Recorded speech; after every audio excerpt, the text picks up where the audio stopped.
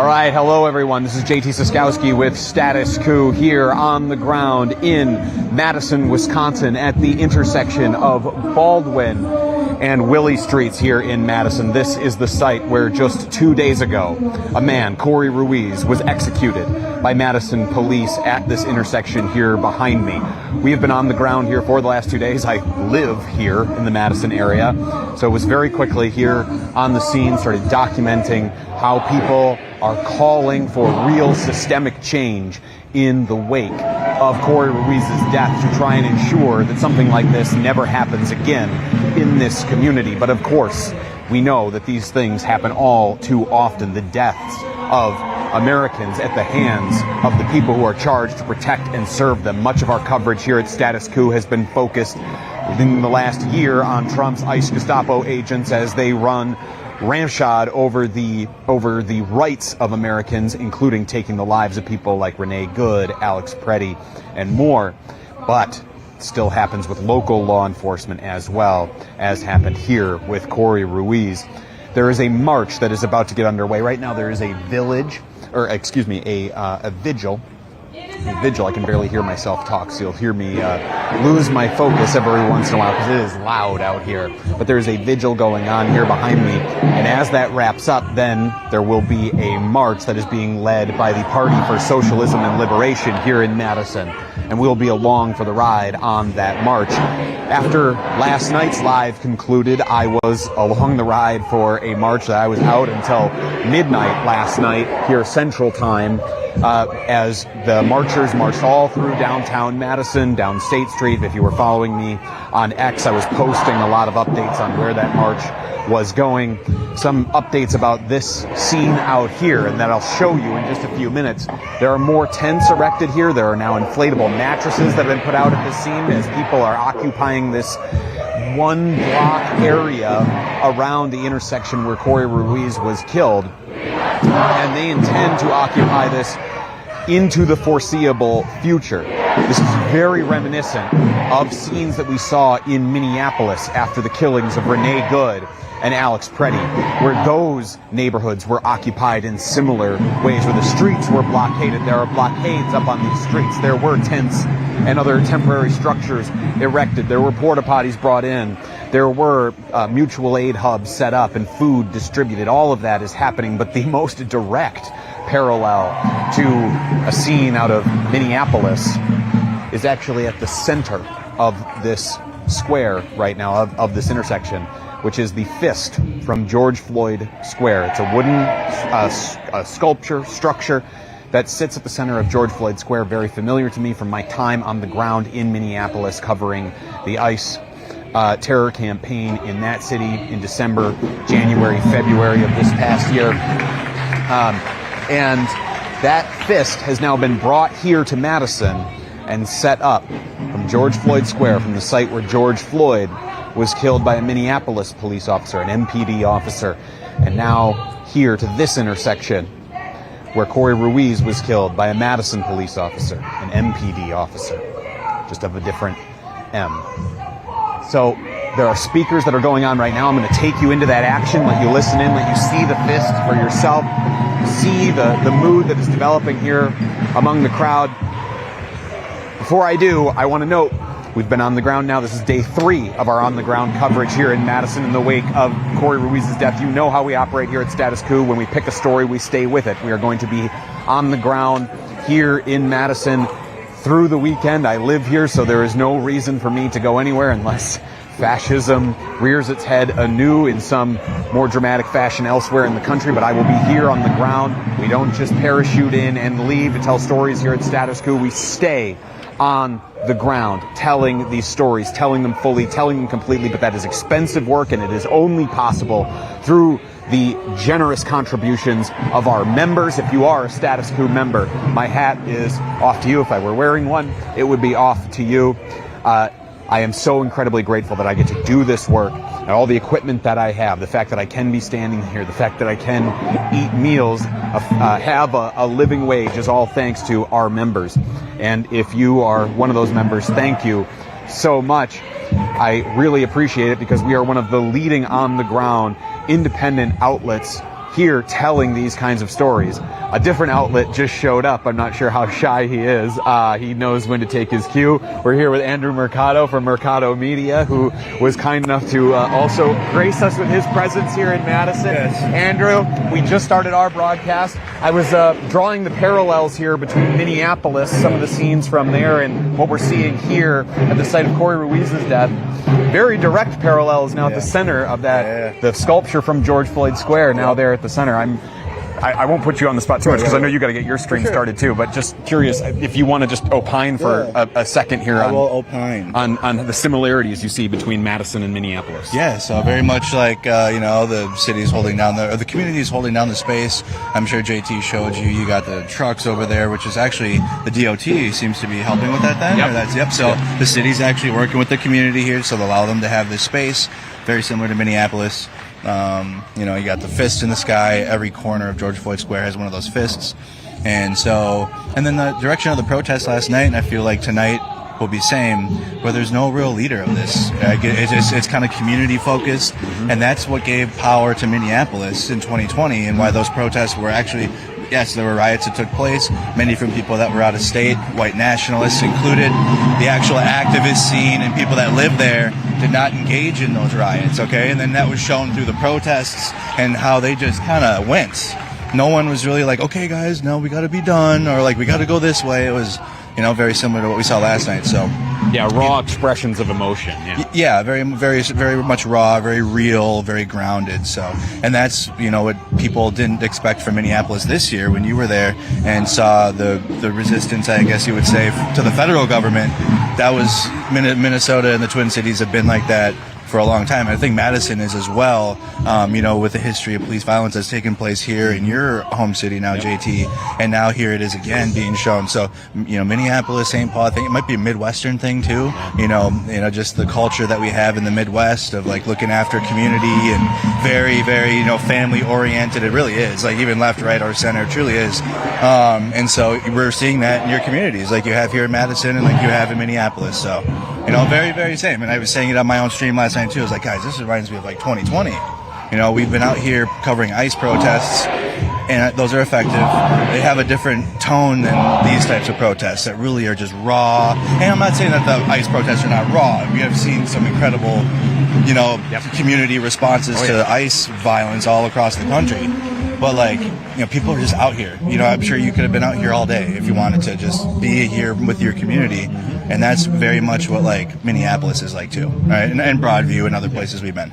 And I'll take this back so you can get your stream started, and to build off of what Andrew was just saying there about you could have been out here all day. I was out here all night. I finally called it quits around, as it was getting close to midnight when we finally started to call it quits out here. And I wasn't streaming anymore because our battery had died, and hopefully a lot of our audience had switched over to watch Andrew's stream. I was just kind of following him around and chiming in on his stream where possible. So if you can dual screen it, pull up Status Coup and Mercado Media here of the same stream. We'll give you all the multiple angles. It'll be like NFL Red Zone for protests. And then I just want to say, so continue to support independent media on the ground.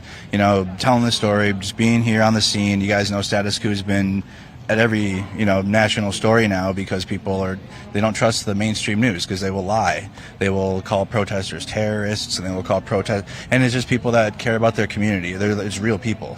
So continue to support journalists and journalism that are actually being honest. So thank you so much. Yeah, right. Thank you for helping me fill a little bit of time there. And if you need me to fill time on your broadcast, just have me on. But all right. So with that, folks, Andrew was making reference to some of the things that we've seen around here. So I'm actually going to get back behind the camera, and I'm going to flip things around, kind of show you the whole, show you the lay of the land here, where everything is at. I am a one-man band today. John Farina taking some well-deserved time with his daughter to just be a dad with his daughter. So we want to give him as much space to do that as he can. And luckily, the story that I am on is in my hometown, so I always have my bearings around me. So this was kind of worked out perfectly. But I only say that because you got to be a little patient with me when it's just one person behind the camera. I'm constantly juggling microphones, trying to grab people for interviews, trying to keep things framed up, and so just a little bit of patience on that end. I'll jump behind the camera now, and I'll give you a little bit of the sight. I'll give you a little bit of the scenery, and then we'll go into the sights and sounds and let you listen in on the speakers here. because unlike last night's vigil, this one, they're letting media get a lot closer. So we ought to be able to listen in and get a lot better sound. And they have better sound systems out here now than they did yesterday. So we'll be able to hear a lot more.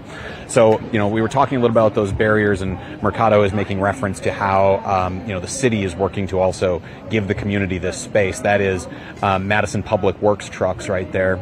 Those are our salt trucks that we use to clear snow in the winters. They are parked across Willie Street, and they are at every street leading into this intersection to block it off. And then the community themselves has built those roadblocks that you see. On this side, you only see the trash cans, but on the far side, there are like pallets and mattresses and things stacked on that far side as well, just meant to be like, this is the people establishing this barricade, trying to assert some ownership over creating the space. And those temporary barricades were there first before the city came in and parked their trucks to give this space. So then we turn around here, and this is the crowd, and I'm probably zoomed in a little bit, and I'm probably giving you all whiplash. I apologize for that. But, this is my community. This is the intersection of Baldwin and Willie Streets. A lot of memories here from growing up for me personally. I saw my first punk show at that brick building there on the corner. That's Crystal Corner Bar. And I won't bother you with like my personal history out here too much, but just to show that I do have personal investment here in this story, and it will weigh on me, and it will impact some of the things. But I'll zoom in here on the fist that is here from George Floyd Square. You see it there at the center of the action. We'll work our way in. You can listen in on the speakers here in just a second. And I'll have to stop talking because it gets so loud in there. Originally, I had set up to broadcast from there near the speakers because it was much quieter just a few minutes ago, right before the speakers, or before this real rally atmosphere kind of started up, right before I went live. And I had to move, and that's why part of the reason we were a little delayed in starting the stream here is I had to move. So you won't be hearing too much from me once we actually get there in the crowd, and I'll just let the speakers do the talking, but give you a little bit of the scene. I'm hoping, and then we're expecting a march to get underway here in the coming near future, in the coming minutes.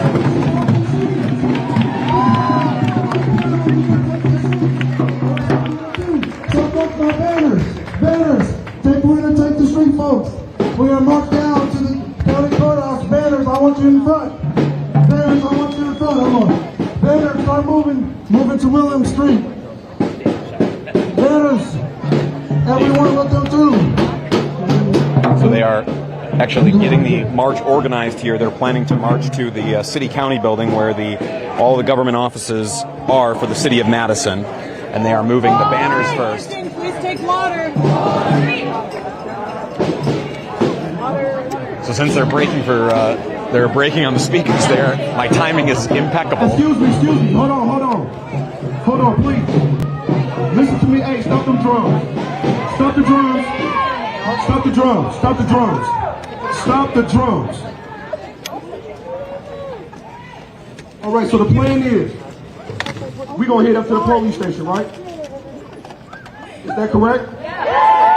We're going to head up to the police station, correct? This is what we're going to do along that way. We're going to take over East Wash along the way. As we work our way up East Wash, we will make a pit stop at the Metro bus station. We will surround that motherfucker.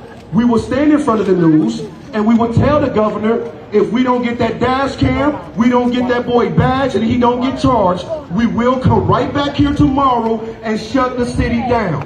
Nobody will touch the buses. Then after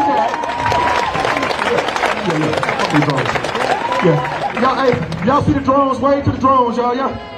Everybody looking good. We looking good. So listen, y'all. We're gonna stop there. Then we're gonna work our way to the police station. What is the what I want to know, because I like to move with a purpose, and I like for us to move with a purpose. Because if we move with a purpose, we're gonna stay organized. All right. So one thing is for sure: when we move from this base, we all gonna know where we're going from point A to point B. What we gonna do? It's not gonna be no mass confusion. None of that. It's one body, one head, one voice. One body. The body is the people. The body is the people.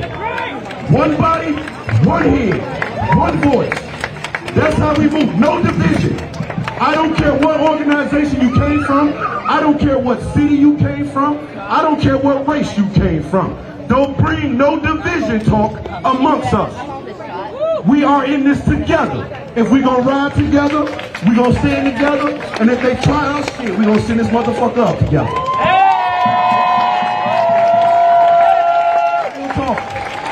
We gonna remain peaceful. We gonna remain peaceful. We gonna remain humble. And I want to let y'all know there are people amongst us that's not us. And what I mean, there are people amongst us that's trying to start riots. They're trying to ignite fires. They want us to do not listen to them. And if you run across them, point them out, and we would get their ass out of here expeditiously.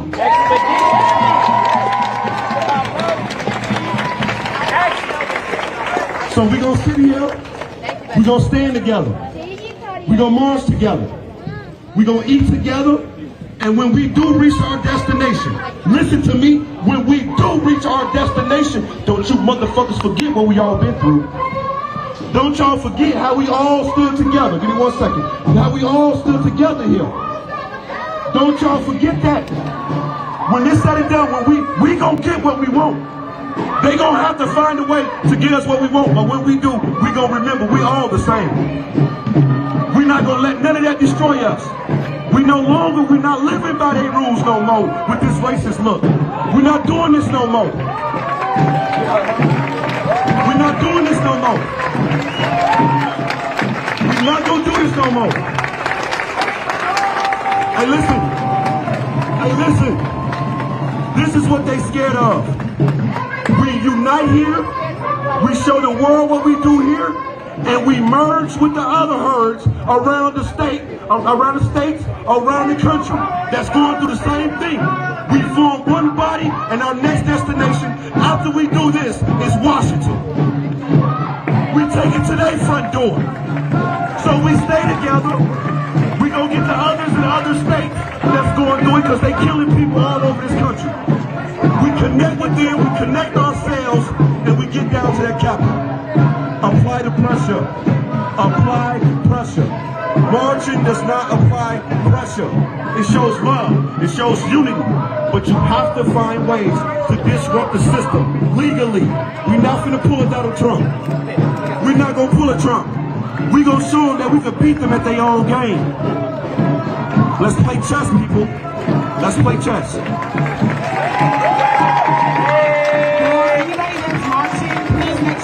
Water with you, take a snack with you. If you are willing to be a end vehicle, we need a minimum of 3 people. Who keeps us safe? We keep us safe. We need people. So if you're willing to be a driver, put your hand up and let's meet over here, okay? All right, let's get in line. Hit the wheel. Let's hit Willow Street. Let's go. Get the energy up. What's his name? Corey. What's his name? Corey. What's his name? Corey. What's his name? Corey. What's his name? Corey. What's his name? Corey.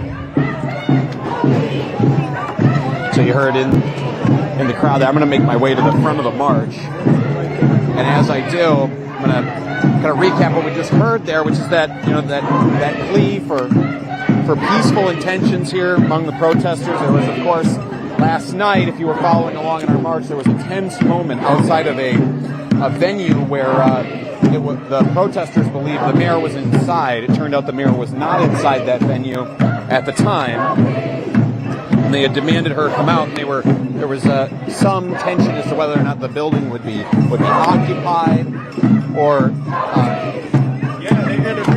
vandalized or something to that effect. And the protesters were eventually resolved through the leadership of Corey Ruiz's family to move on and not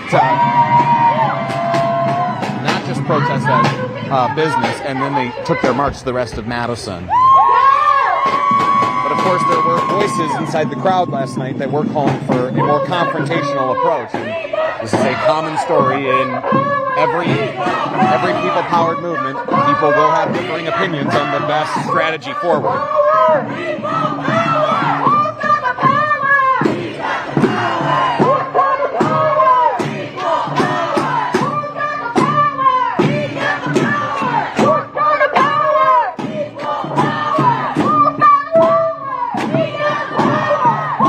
think this angle is going to capture it very well, the extent of the numbers that are out here. Maybe as people come closer, you'll be able to see a little bit better. But there are hundreds in the street, if not 1,000 or more. Which again, Madison is a city of 250,000, so not very large. But the fact that it can manage these numbers, this is an impressive showing. No peace! No justice! No peace! No peace! No peace! No peace! No peace! No peace!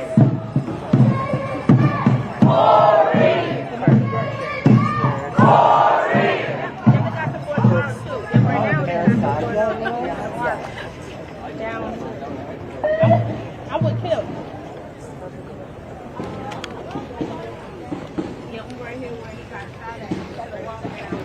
As we get here out beyond the barriers, I will find some folks to interview, but there's a little bit of a logistical hurdle to clear here first, because we have to, while the barricades are quite good at keeping traffic out, it also makes moving people through a slower affair. So we got to navigate this first, and then I'll start looking for interviews here.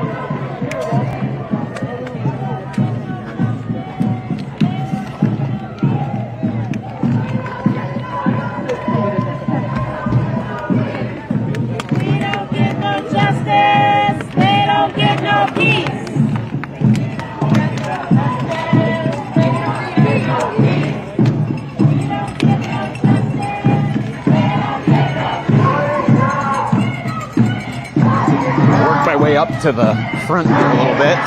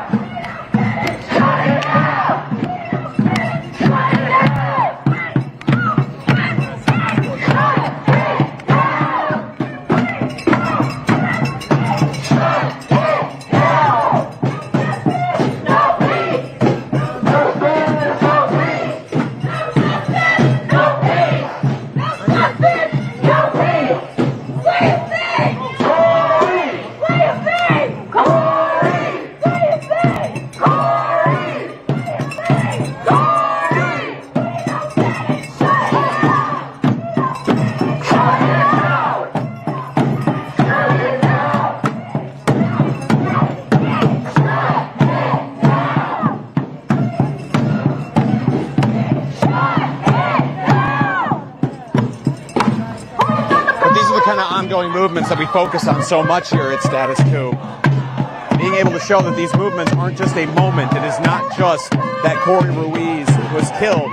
It is the community response and everything that they ask for in terms of change. That is the voices that we try to lift up, is the voices of these working class people who have come out here to demand change in their world. I'm going to try and hear from some of those people now.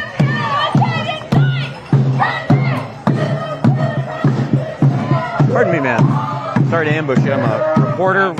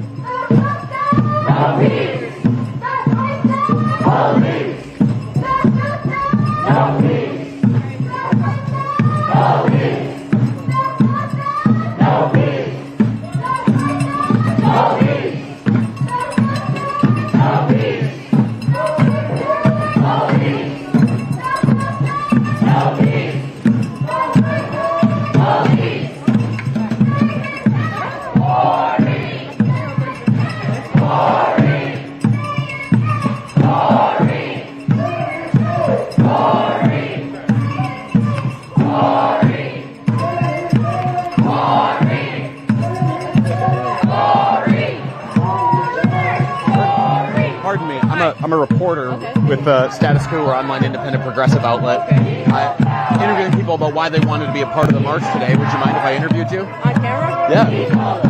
I promise to take it easy on you. I'm so scared. You can always tell me you don't want to answer a question if you don't want to. Okay, well, I need to know what you're going to ask me first. So I'm going to ask, why did you want to be out here? I'm going to, I won't show the child at all, but, kind of make allusions to the stroller. Why was it important to be out here with the kid? Maybe it was just a necessity. I don't know.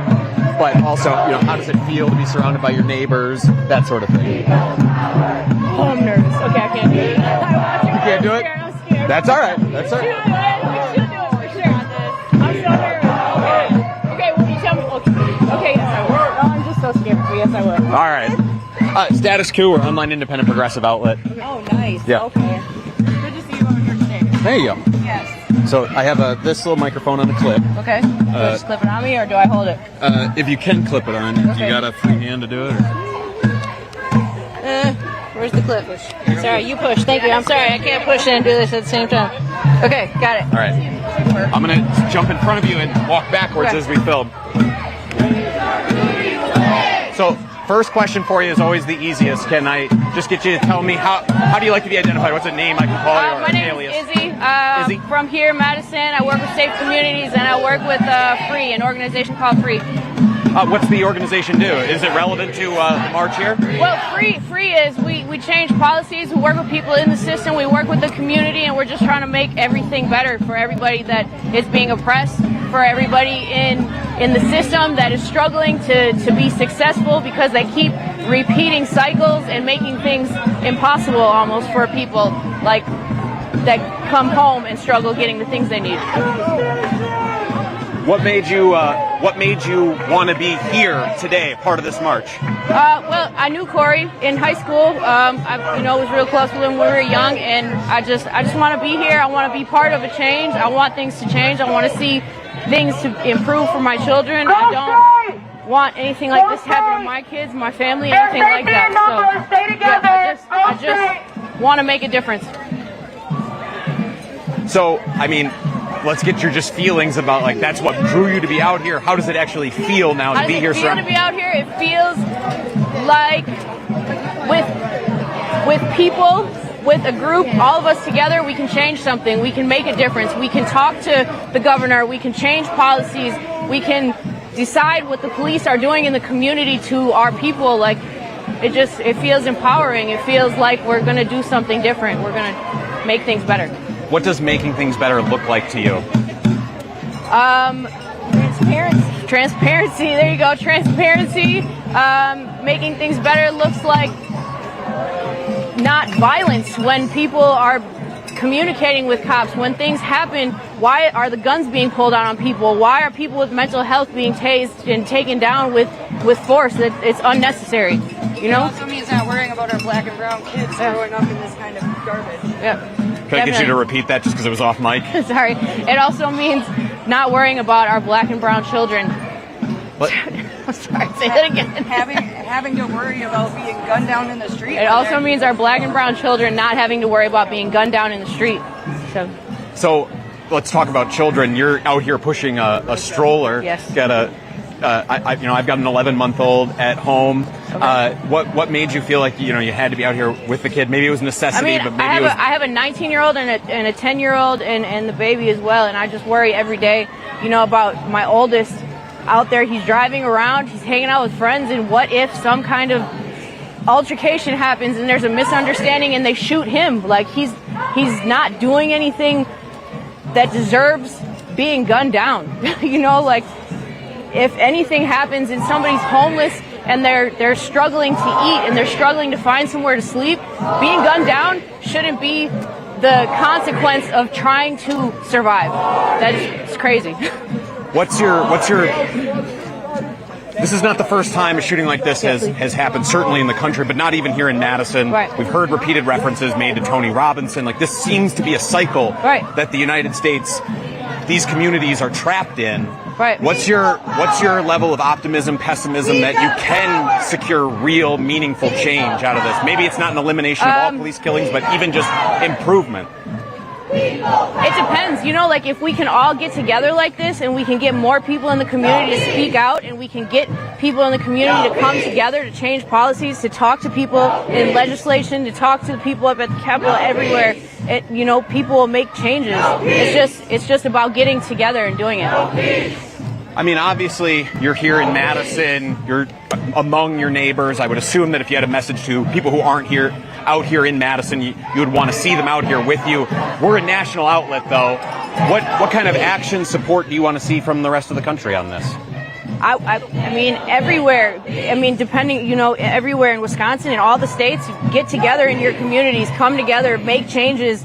Speak out for your neighbors, speak out for the people you see hurting, speak out for the people that don't have the things they need basic needs to survive, you know, like help each other. All the people that have ridiculous amounts of money and not helping anybody, help people. We're all a nation. We're all supposed to be moving together. This is America, but nobody is acting like they support each other. You know, there's things in the Constitution that say we have all these rights and that we have all these special advantages over other countries, but we're here and dying in the streets because we're trying to survive, or going to jail unnecessarily, you know, for drug addiction, you know, not getting the help people need, and it's really sad. So I just want people to come together. Izzy, thank you so much for that, and I think, you know, you do so much important there in tying things back to, you know, like even like you're alluding to like the cost of living and things in some of your answers. You show how all of these things are interconnected. You're not going to solve every problem with one march, but maybe some improvement here. Is there anything else you want to add while you've got the platform? If anybody's interested in getting involved in Madison, reach out to Free, reach out to Safe Communities, reach out, just get involved. Yeah, Freedom Inc. What is the other one? Justice, the Justice Coalition, anything. Just get involved in something. Help, make a change. Donate the stuff in your house that you're not using. I don't know, you know, help, just help. Get together. Izzy, thank you very much. I really appreciate it. No problem, thank you. For being so nervous, you were a natural. Yeah, you did fantastic. I'm a mentor. Turn bright red. Oh. I was going to turn bright red. You did great. You did good. I feel like I stumbled, but okay, thank you. Yep. Thank you. Yep. You were a natural. Ooh. Man, I'm going to get at that concert. You're going to see. I don't know about that.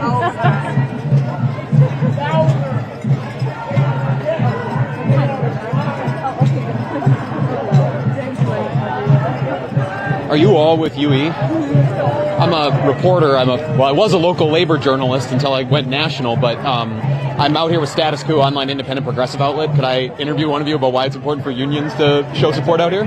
Hey, what's going on? Yeah. Sorry. JT, he did the covers. It was awesome. That was so well done. Oh, thank you so much. I really appreciate it. Well, could I get one of you to do an interview? Ooh, what's your name? My name is Michelle McCoy. Michelle McCoy. Michelle, can you just like hold your shirt out just a touch and I'll clip this on the edge if it'll hold. There, yeah, that looks pretty good. Okay, so Michelle, you're out here with United Engineers Local 1186, represent the Willie Street Co-op, which is, just for people who, in my audience who aren't familiar with that, just doing a little narration here on the camera. That is a grocery store that is a co-op that is operates on the block where Corey Ruiz was killed. Why was it important for your union to have a presence out here in this march today? Well, first of all, it's UE, United Electrical Radio Machine Workers my of apologies. America. UE is a well-known presence in the community. We represent the workers of the Willie Street Co-op, which is only a few doors down for where Corey was executed. Our workers, of course, were quite traumatized and still are, and UE stands behind all workers. We wanted to share our solidarity with the community and with each other and support the community and each other. That is what unions do. That is what unions do. So you're almost framing it as like a little bit of duty for you to be out here is kind of what it sounds like. I feel that it is a moral obligation. Moral obligation. So then what is your message to, I mean, we've got a lot of people out here for a city the size of Madison, but it's certainly not everybody in Madison. What's your message to people here from the immediate community, the surrounding area, the state of Wisconsin, who aren't out in the streets right now? I would ask that everyone do whatever they can to help make change.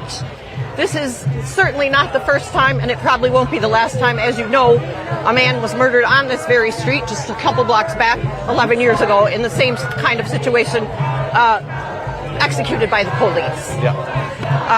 Not everyone has the capability to be out in the street like this, and you can do whatever you can do. You can get involved with an organization, you can make phone calls, you can reach out just to your neighbors, your friends, and your family.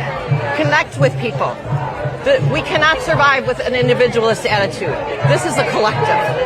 Yeah. Let's describe that collective experience right now. How would you, for someone who can't be here right now, because we have a national audience, what is your, how would you characterize the feelings, the emotions inside of Madison right now, that collective emotion? Sorry. The community is devastated and enraged. And part of what we're doing here is coming together and connecting with each other, letting our city officials and the Madison Police Department know that this is not acceptable. It is not acceptable. It never has been acceptable, and we're not going to take it anymore. You're not going to take it anymore. You're going to demand change. What is the change that you want to see? We want full funding for the Police Civilian Oversight Committee and the independent, what is it? The citizens committees that oversee the police. Yes. Police That is Civilian one of the Oversight core Board. demands. Yep. Office of the Independent Monitor. I mean, Personally, I'd like to see police defunded and other community resources funded and supported much more. This was a completely unnecessary execution. It should never have happened. I think Americans broadly are just, they've only known one form of, the way local government or local policing is supposed to work, that imagining anything else becomes difficult,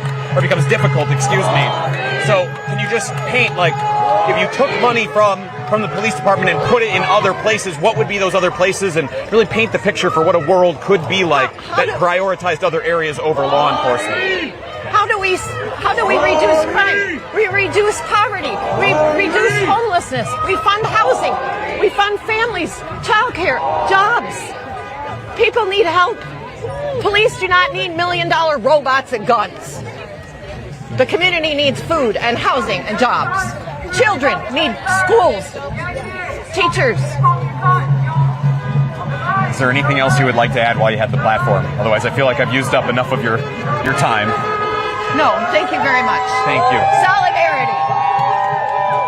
One detail, minor. It's United Electrical Workers, not engineers. Yeah, I know. She corrected me right away. And that was my own fault. They're voting. Caught up on the something. e-board's voting on a statement that I can forward you. Oh, that would be amazing. And I always lose those little fuzzy bits. Hard to keep track. I'm so sorry. We got really hooked on something there. Here, I can get out of your way, so you guys can keep walking as you're holding up everything. There you go. Thank you.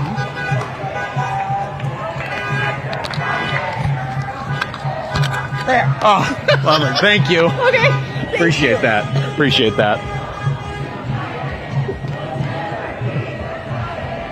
Coming off to the side here really quick, folks, just because I got a little snafu with the microphone there that I just need to quick fix something. But I can do it as I walk.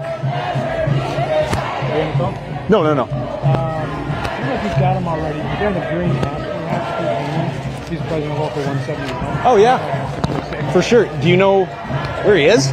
Oh, green ass. I see him. Yep, thanks.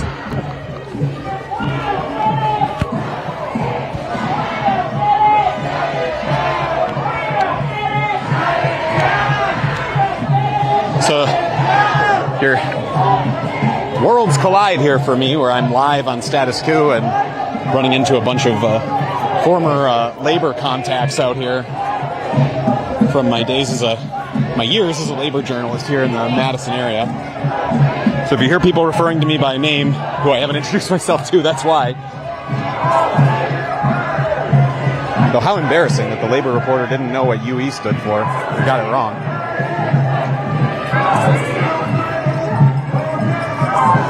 But chat, that's just between you and me. So where the crowd is marching right now, and I'll just give a little bit of that context now that I've got my technical stuff sorted here, and I can pay a bit more attention to where I'm pointing the camera.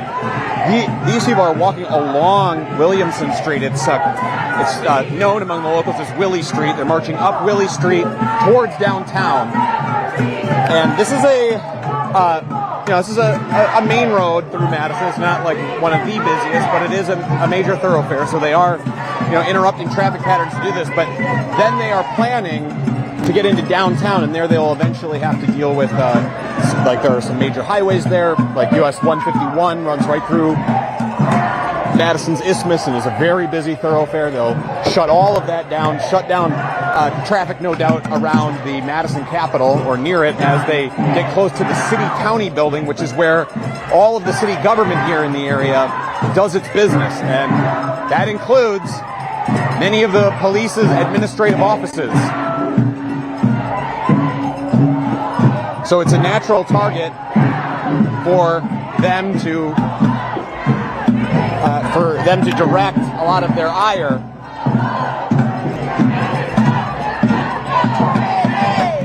In terms of the feeling out here,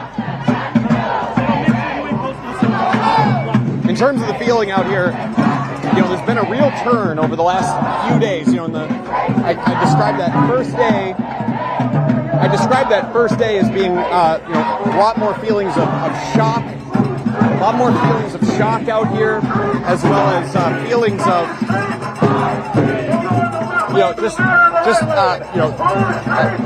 loss of hope and profound sadness and mourning.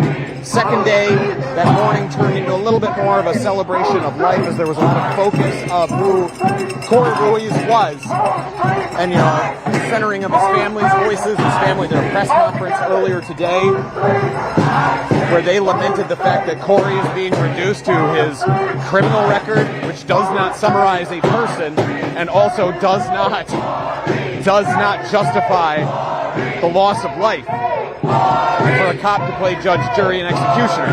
That was the message delivered by the family as they retained lawyer Ben Crump at that press conference, appearing in conjunction with some Wisconsin elected Democrats at the state level. Now today, I would say there's a lot more of that anger. There was some last night, but I'd say there's more anger and now a readiness to call for real change, something substantive.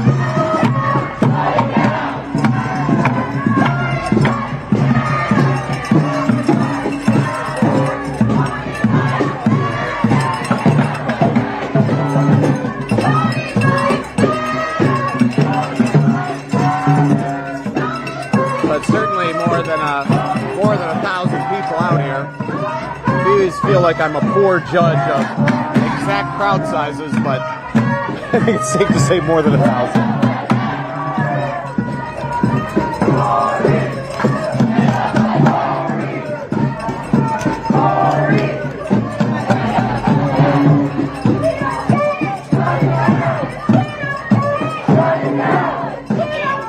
I'll say it's very warm out here. You see a lot of people out distributing water, Gatorade among the crowd. I was sure to drink quite a bit of water before we got going, just because I knew it would be hot. I've got all this equipment on my back, so sweating it out as we hoof it here in 80-degree weather, just about. And I'm wearing extra layers and some of that safety just in case there's ever police intervention or police opt to use things like pepper balls or tear gas, that kind of thing.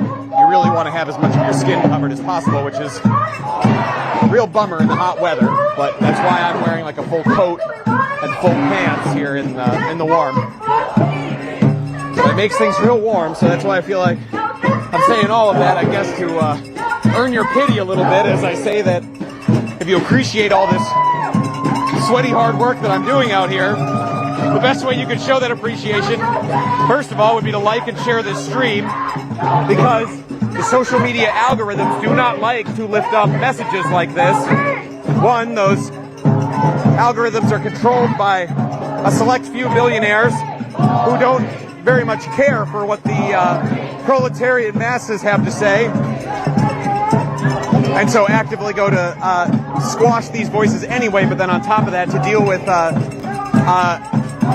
topics that aren't cute cat videos, anything of controversy or national import, always gets smashed down in the algorithm. But we can overcome that and actually use the algorithm against itself.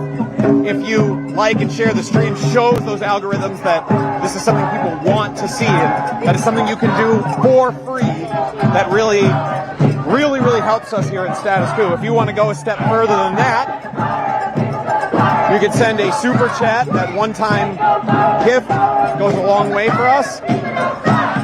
Any amount of money helps sustain us, but of course the best thing you can do would be to go to statuscoup.com/join for as low as $5 a month or 16 cents a day, a little over $1 a week.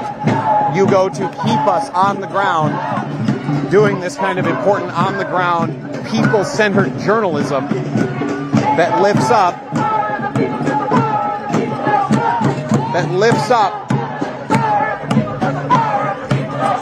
these messages and gives these people who are demonstrating on a local level a national voice. Because I look around, there were many more TV cameras yesterday than there are already today. We're only 2 days on from Corey Ruiz's death, and already the national media is moving on from this story. We don't do that here at Status Coup. We stay committed to our stories. So the best way you can help, again, go to statuscoup.com/join. You notice that we don't break for commercials or anything like that. And the only thing you have to put up with is me every once in a while being like, hey, aren't we worth $1? Aren't we worth $5? And you make me look good to my boss when you subscribe, so please do that. All right, so I'll be getting back into the crowd here to try and do some more interviews.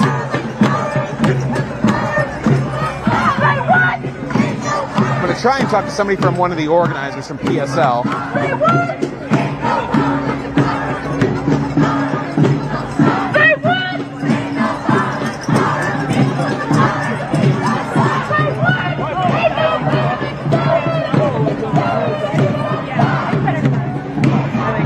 Apologies for interrupting, guys. I just see you in the PSL shirts. Can you direct me to? I'm a journalist with Status Coup News, online independent progressive outlet. I'm just looking for someone in the who did the organizing here to speak on camera about why it was important for PSL to be involved, that sort of thing. Sure. There are a couple comrades that were assigned to this, but they're a little bit busy right now. But I can give you a quote.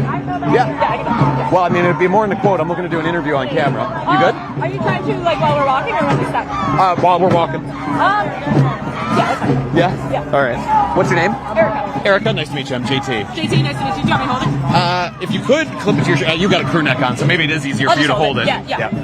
So if we could maybe just step this way, because I have to walk backwards to get you on camera. Okay. So if we could just come out into the street a little bit. Yeah. There we go. Okay. So Erica, you're with PSL Madison, I assume. You're one of the groups organizing this march. Why was it important for PSL to be involved in this demonstration? Yeah, well, we want to be with the people in motion, and right now, ever since this heinous execution Trying happened, to create a little bit of more space between us. That's all right. Ever since this heinous execution happened, the people of Madison immediately took action, filling the streets to demand justice for Corey Ruiz. This should have never happened, and we are always standing with the people when the state carries out violence again and again. What we need is a whole new system to actually keep our people safe. We know that the cops don't keep us safe.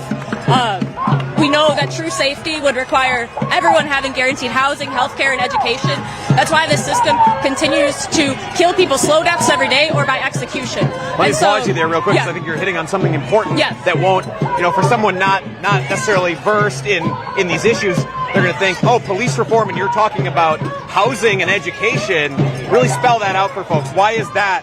Why is that the needed reforms here that you're talking about? Because the police do not keep people safe. That is not a solution to society's problems. And as we can see, police, as well as ICE, kill people, innocent people, in broad daylight every day, and deny them the right to justice and a fair trial. And so there is really no public safety in a genuine sense under this system of capitalism, under the rule of the billionaires and the police, who only exist to protect their property. And so we need to demand accountability right now for that killer cop who killed Corey Ruiz. He needs to be arrested and jailed immediately, but ultimately true justice would require a whole new system. So it's interesting that you bring up ICE. Can you explain how you see ICE as being part of this same, that's a federal agency, how you see it being as part of this same system that a local agency like Madison Police are a part of? Right, yeah. ICE and police, they are both agents of the state. They are both exist to carry out this order, this capitalist order in the rule of the billionaires. And so ICE is deployed to carry out war on immigrant people in this country, and the police exist the same role to carry out war on regular ass people just trying to live their lives, to incarcerate people, to maintain control, to protect the wealth of the billionaire class. Yeah, and you keep talking about that billionaire class. I mean, we live in a world now where there has been a trillionaire in the form of Elon Musk.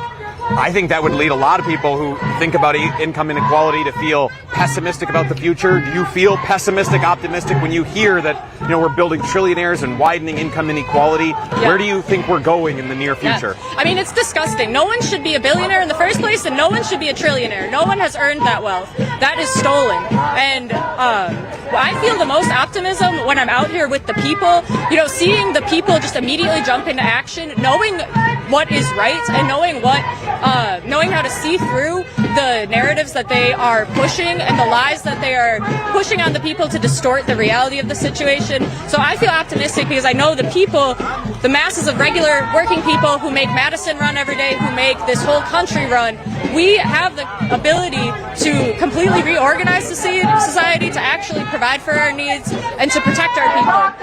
And so I know that moments like this are incredibly emotional and outrageous. There's a lot of grief, there's a lot of anger, but people are funneling that into an organized movement, and people are fed up. People do not want and do not believe in this system anymore. They're hungry for alternatives. Last question for you before I take the mic back. We're a national outlet. Can you just, for people who are not here in Madison, Dane County, Wisconsin, try to characterize what the emotion is of this community, what the feeling is right now? Yeah, the feeling is justified outrage. The feeling is grief, but the feeling is also a deep commitment to ensuring that this stops, that this complete epidemic of state violence and inequality and exploitation ends. People are so fed up, and the energy here is determination, is what I feel. It is true determination to carry out justice, to not take this lying down. Thank you so much. Is there anything else you want to add while you have the platform? No, that's it. Thank you so much. Thank you. Really appreciate it. You're great. I just appreciate you. I've seen you recording all over the place. Oh, thank you so much. Thank you very much. That's very... I live off of compliments like that. Thank you. Just got stopped by a Status Coup fan there. appreciate that. Never be shy to come up and say hello to us and talk about the work. We're passionate about it and live it every day. And the encouragement is always appreciated because, as you might imagine, a lot of this work is pretty grating every day. You're just talking about encroaching fascism and late-stage capitalism every single day. People being killed by a fascist state. It can be a lot, so I really appreciate those kind words.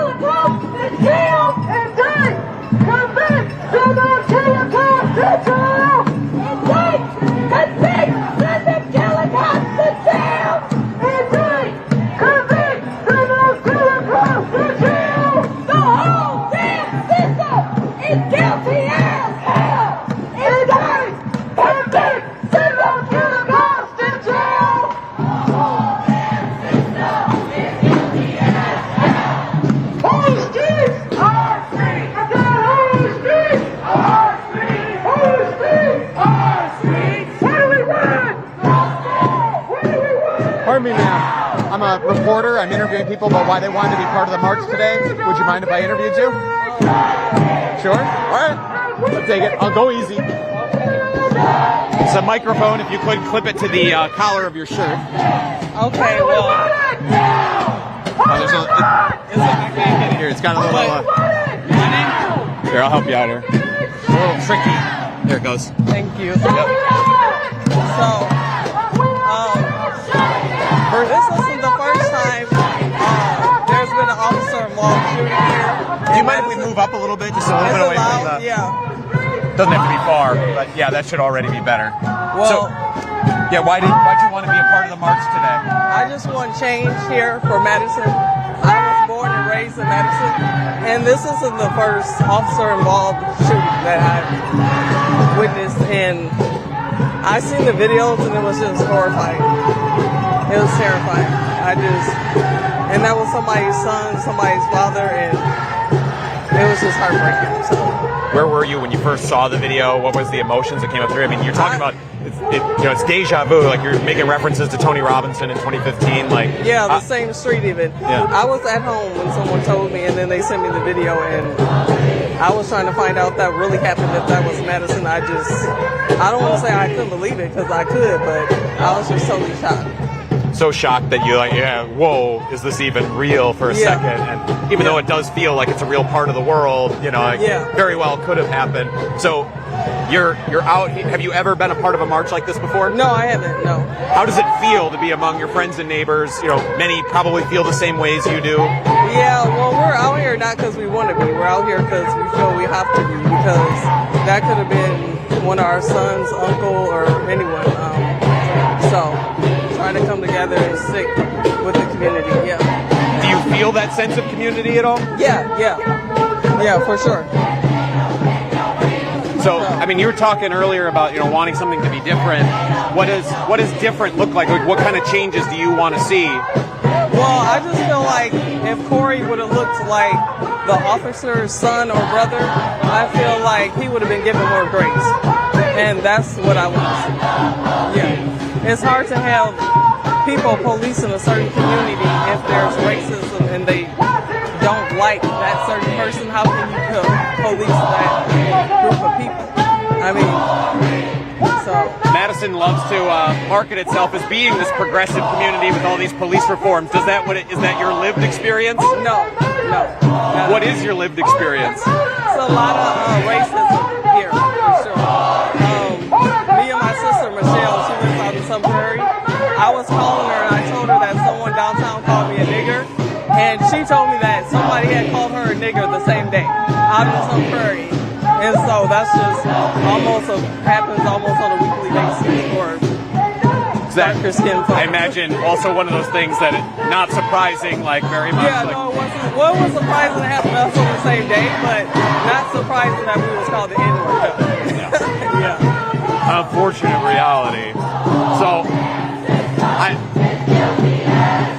you've talked about like just, I've asked other people that question about like, what do you want to be different? And some people just kind of say like, oh, I just, want things to be better. They keep it really general. Yeah. Some people say, are able to list off like very specific policy changes they want. I mean, you went in a different direction. You just went like, I just want it to be where, somebody like Corey Ruiz getting treated the same as that officer's son would be treated. Can you outline a few like specific, like even if it's just like small everyday examples, like what would that look like to your mind? Like I said, giving him grace, like a lethal option probably would have been the last option. That should have been the last resort. Even if there was an actual, still lethal, that should have been the last option for sure. And I apologize, I forgot your name. Melanie. If I even asked at the beginning, I apologize if I didn't. Yeah. Melanie, is there anything else you would like to add while you had the platform? That I would just like to see change for Dane County, and I know there's going to be a meeting August 4th about policing and oversight committees. So maybe people should come out and speak and tell the community how they feel. At the city council. Said this was your first event like this. If there are more, do you plan to be a part of them? Maybe. I'll try if I can. I probably can't make all of them, but I'll try. Like I imagine life in the way kind of thing? Yeah. Okay. I appreciate it, Melanie. Thank you very much for the time. You were great. Thank you. Appreciate your time. Thank you. I'll let you get back to it. We're now just a couple of blocks away from the City County building, which is the target of this march. So I'll start to, over the course of that interview, fell back a little ways here in the march, but I'll start to make my way up towards the front again.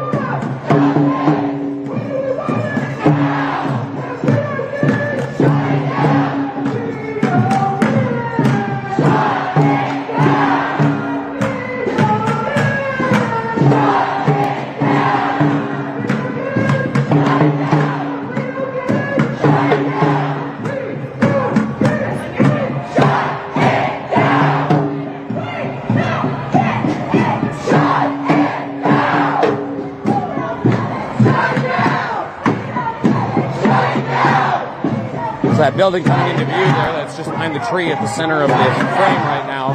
That's the City County building.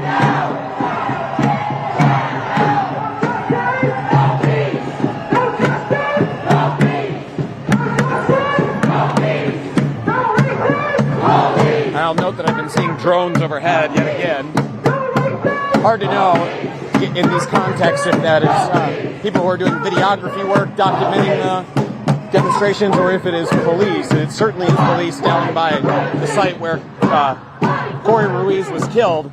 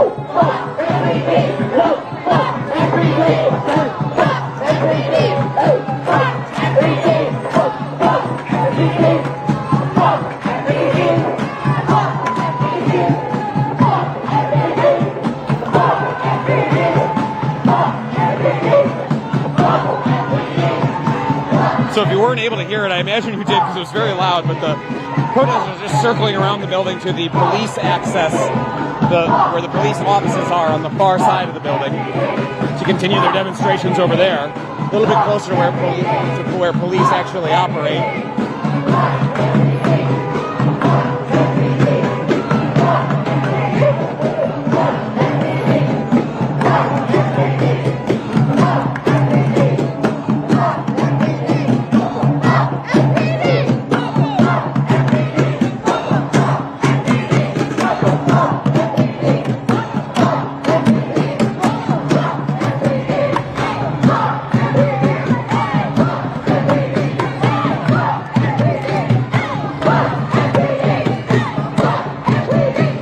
I'll say the atmosphere, even though they're chanting fuck MPD or fuck Madison Police, the energy out here has really taken on.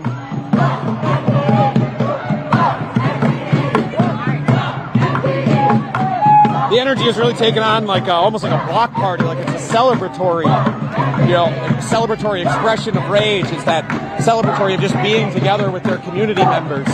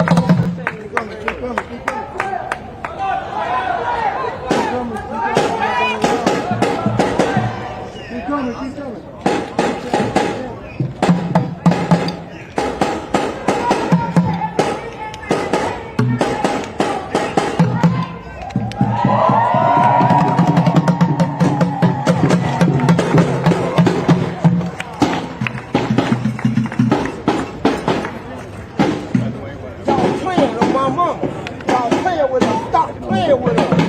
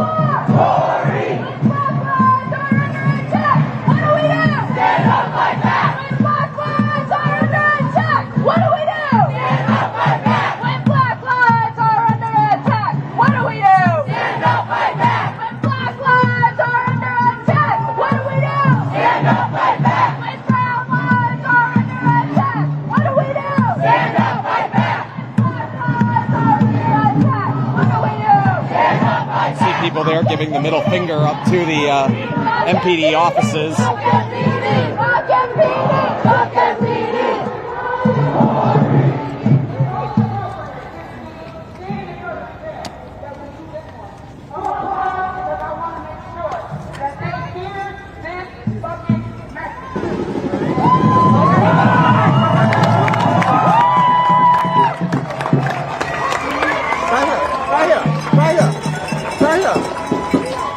Y'all playing with us. Stop playing with us on our mama. Y'all need to stop playing with us. Y'all playing. Say, Papa, Papa, can't you see? Papa, Papa, can't you see? What the police have done to me? What the police have done to me? They want the bus, they should have done. Especially when you're black and brown. Especially when you're black and brown. Especially when you're black and brown. Especially when you're black and brown. Especially when you're black and brown. Especially when you're black and brown. Mama, Mama, can't you see? Mama, Mama, can't you see? What the police have done to me? What the police have done to me? They locked us up, they should have down. Especially when you're black and brown. Especially when you're black and brown. Especially when you're black and brown.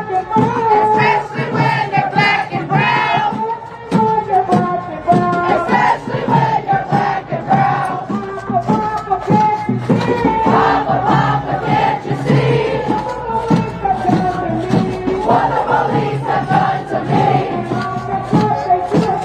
They locked us up, they shoot us down. Especially when you're black and brown. Especially when you're black and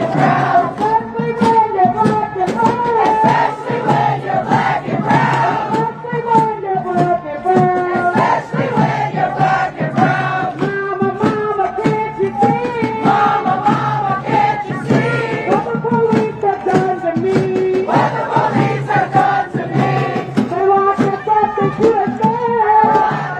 They shoot us down. Especially when you're black and brown. Especially when you're black and brown. Especially when you're black and brown. Especially when you're black and brown. Especially when you're black and brown. Especially when you're black and brown.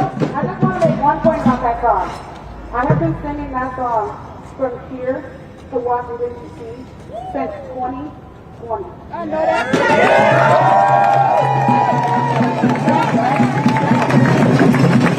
What's his name? Corey! What's his name? Corey! What's his name? Corey! Hello, everyone. My name is JT Cestkowski, and I'm pissed the fuck off.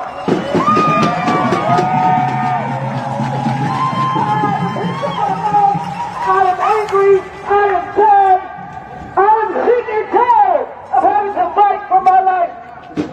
I'm sick and tired to have to fight for black and brown lives every fucking day. Every fucking day. I just want to walk. We just want to walk out of our houses and be free and not worry about these fucking two shots. We just want to walk out of our houses and be free and not worry about white supremacists. We just want to walk out of our houses and live our lives. We just want to exist. Black lives will always and forever matter.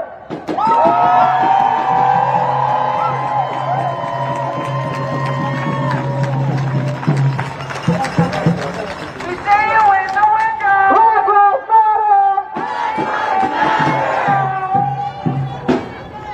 Peace for the community. How y'all feeling?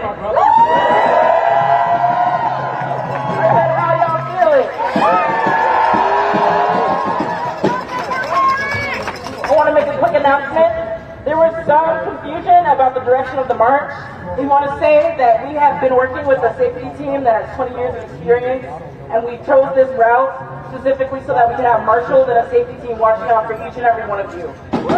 If you're one of the folks that wants to organize, please get connected with the organizers of this. We want to get connected with the folks that have been holding it down all these days. Make yourself known, come out, we want to organize with you. We have one more speaker up here. I'm going to introduce Jean Moore, the Director of Organizing at Freedom Inc.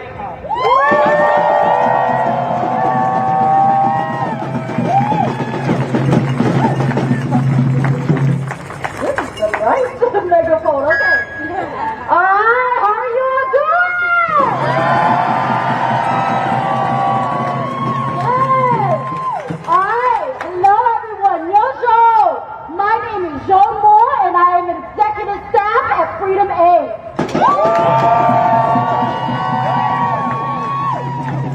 We are here today because another life has been taken.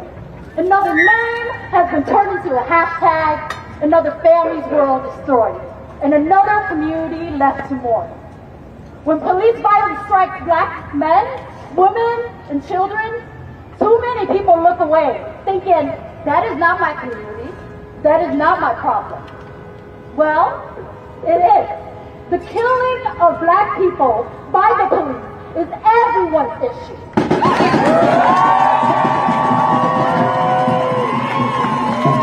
Not just a black issue. It is not a distant community's trauma.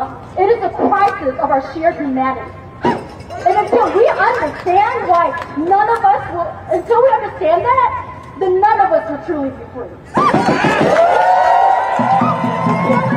Black people is everyone's issue. It is a strategy used by the state to intimidate and cast fear and keep us all in line. At the very foundation of systemic oppression lies anti-blackness and white supremacy.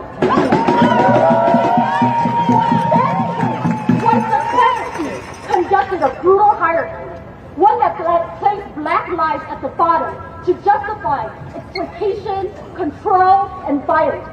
That violence did not disappear when laws changed. It simply shifted forward and put on uniforms.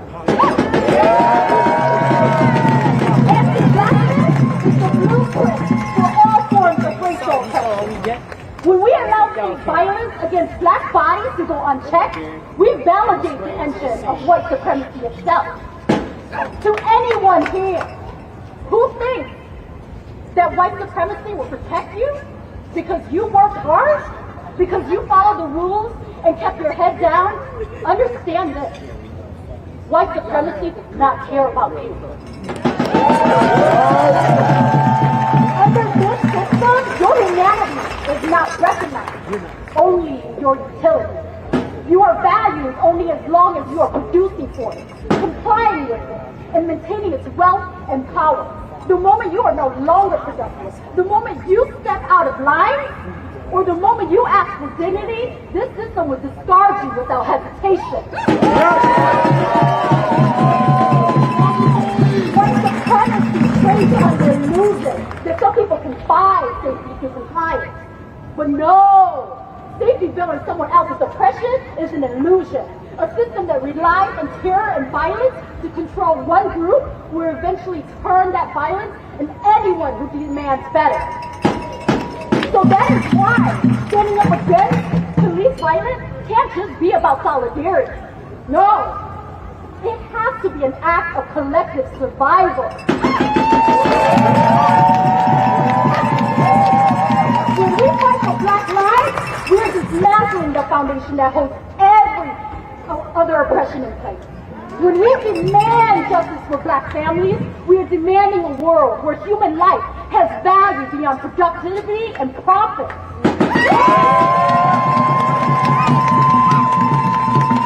And when we pull down white supremacy, we liberate everyone from a system that reduces human beings to mere tools of production. We cannot bargain with a broken system. We cannot reform our way out of a blueprint designed to oppress. We must destroy it. Do not be silent. Do not be comfortable. Do not let them convince you that it isn't your fight. Until Black lives matter, no life is truly safe.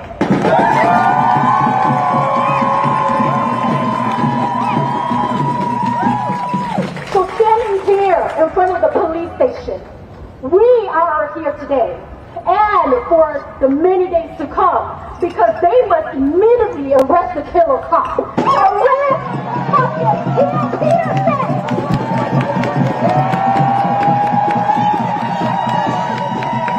Justice for Corey! Justice for Corey! Justice for Corey! Justice for Corey! All right. His name is Joshua. His name is Joshua. Corey Ruiz should be here still. Justice for Corey! Our brother Corey should still be here. A father, son, family member, taken away by the cowards of the the Madison Police Department. Stand here, guys. They tased him, kicked him, put 3 shots in his head. They executed him. No one acted as judge, jury, and executioner. So, we see this happening all across the country, whether it's our Black brothers and sisters, brown brothers and sisters, facing the violence, state violence, whether it's the police, the local police department, whether it's ICE. You know, fuck ICE. Fuck MPD. We're in a society, a system that puts property, that puts the police over regular people like you and me, like Corey. That ain't right. And we have to demand that killer cop, Theo Peterson, is taken off paid leave and arrested, convicted, and jailed.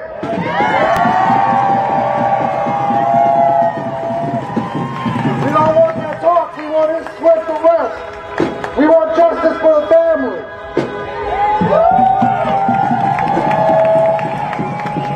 Just like they killed our brothers.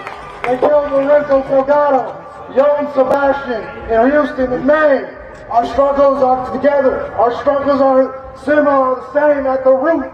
So we have to come together as, again, older generation of people, younger generation of people, middle-aged people, black, brown, white, Asian.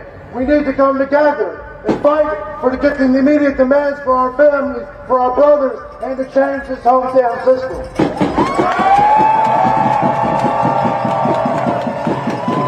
Because we know the only way to make this end is we uproot this vile system. We have to uproot the system. We have to work for justice in the immediate, but also understand that we also have to uproot this system. So true justice requires a whole new system. And like I said, everyone can do something. If all you can do is spit, that means you can share, you can come to the protest, you can organize, you can talk to your friends, family, co-workers. That's what we need to do. Everyone can do something. There's no saying, oh, I can't do anything. We all have something we can do, and you know what you can do, so you must do it.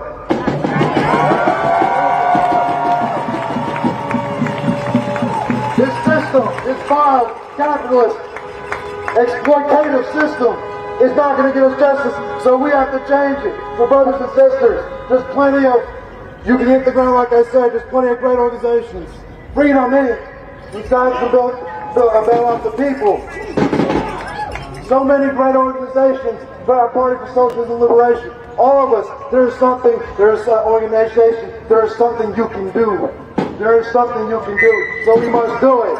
Organize! Organize! Organize! Organize! Power to the people! Power to the people! Power to the people! Power to the people! Power to the people! Power to the people! Power to the people! Power to the people! Justice for!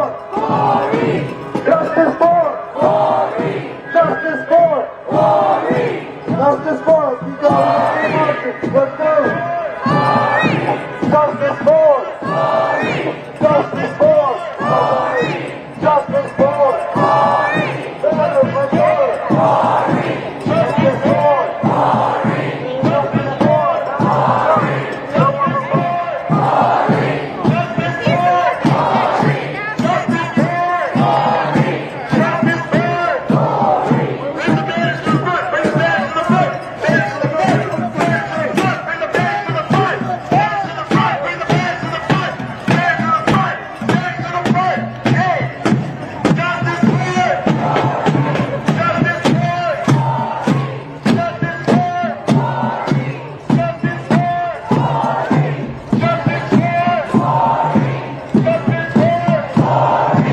Justice for! Justice for!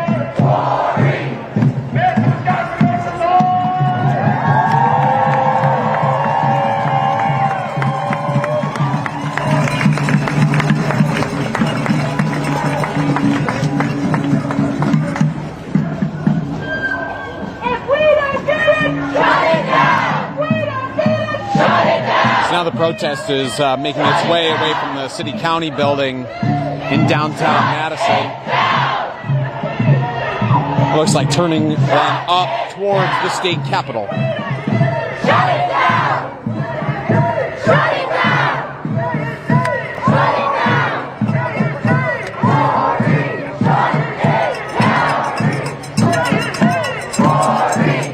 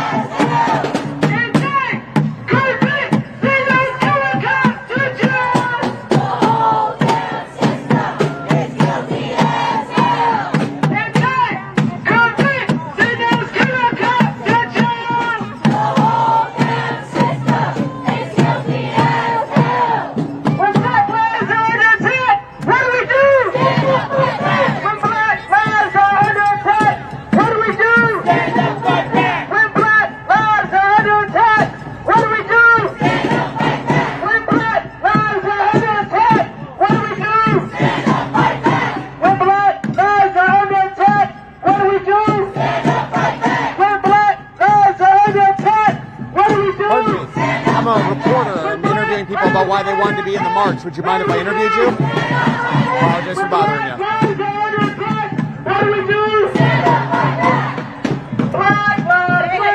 Hey, just fine. I'm a reporter. I'm interviewing people about why they wanted to be in the march. Would you be open to an interview? That's fine. Yeah. What's your name? My name is Shannon Love. Sorry? Shannon Love. Shannon Love. Nice to meet you, JT. I'm gonna have you clip this to the edge of your shirt. It's kind of a finicky little clip, so let me know if you need any help with it. Got it? No. Oh, no, you need it. Here. There you go. Thank you. Yep.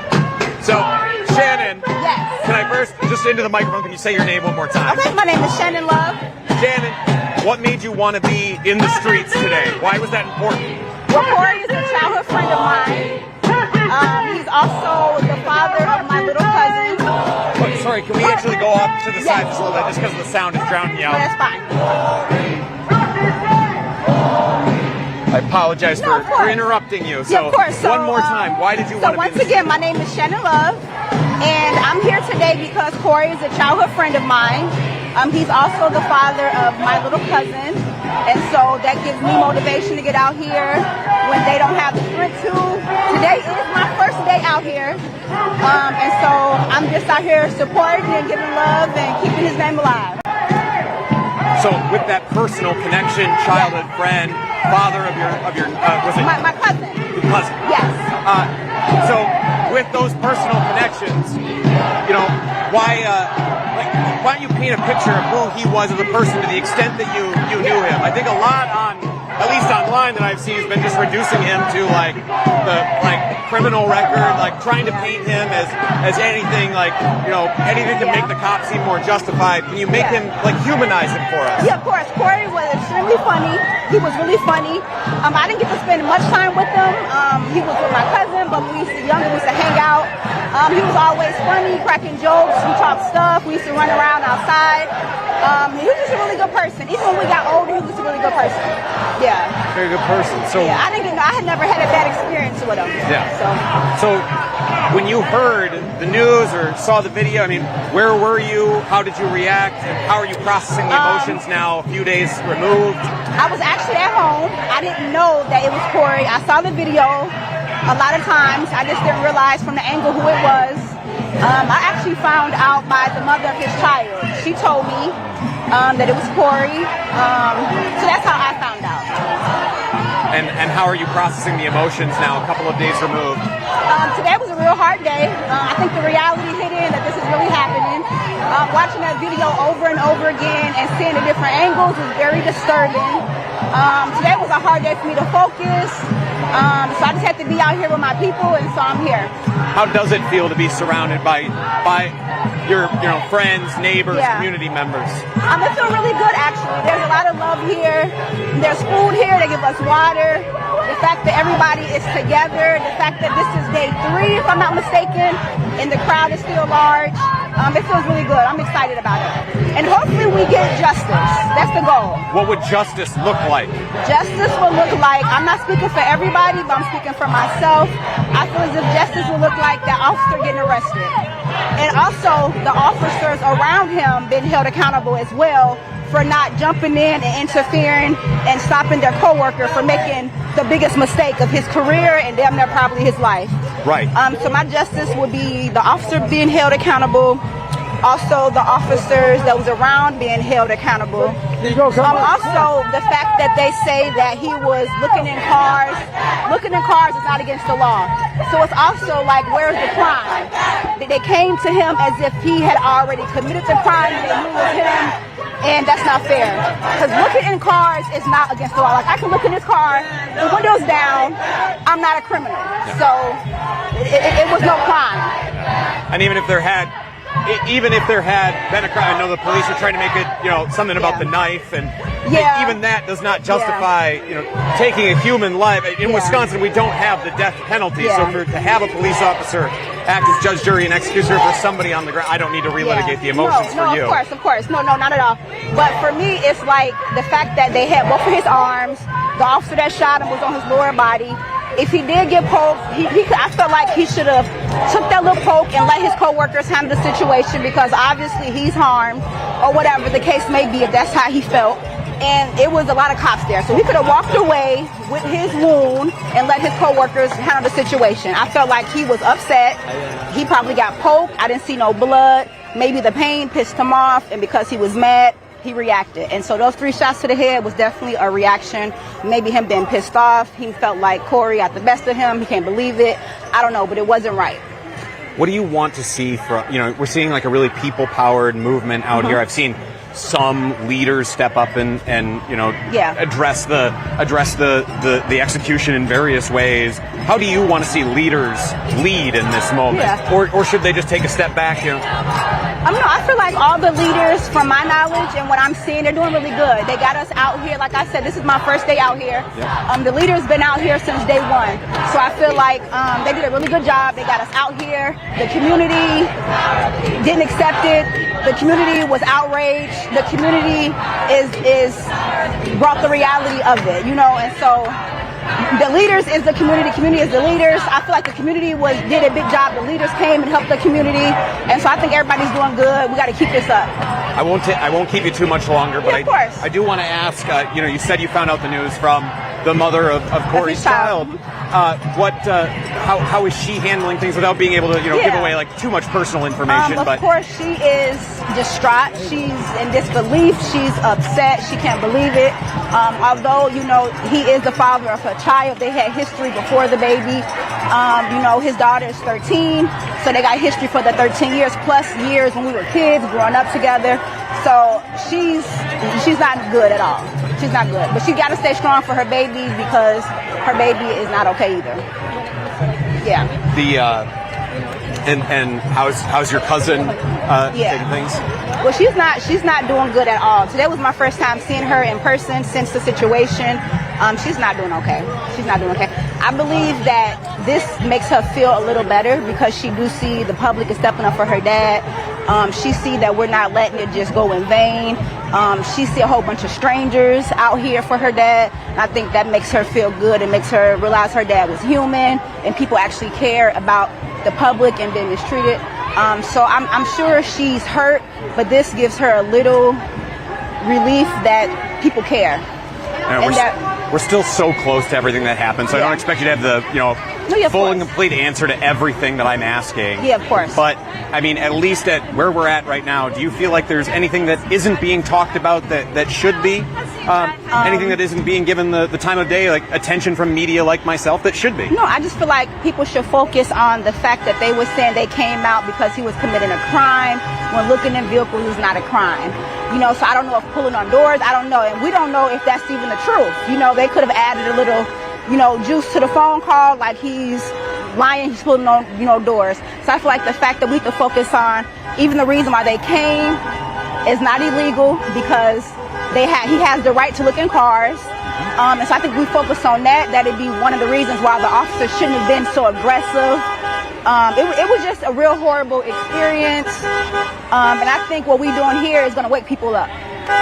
Thank you very much. Sure. Is there anything else you would want to add while you had the platform? No, I'm just excited that everybody's doing what they're doing. I'm excited that we're keeping it going. So just keep it up. Thank you so much, yeah, Shannon. I really appreciate it. Have a good day. Yeah. And what's your platform? Yeah, where would are you on? Yeah, we're on Instagram, YouTube. I'll give you my card here, so it'll be easy to find us. Okay.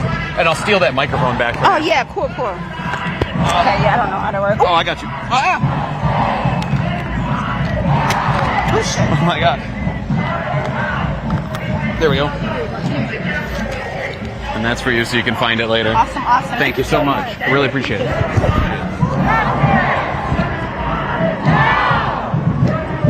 Justice! Sorry for the jostling you around there, chat. We're trying to hand off the equipment here. See the demonstrators here. They are directing a lot of their messages, their shouted messages right now, towards the state capitol building here in downtown Madison.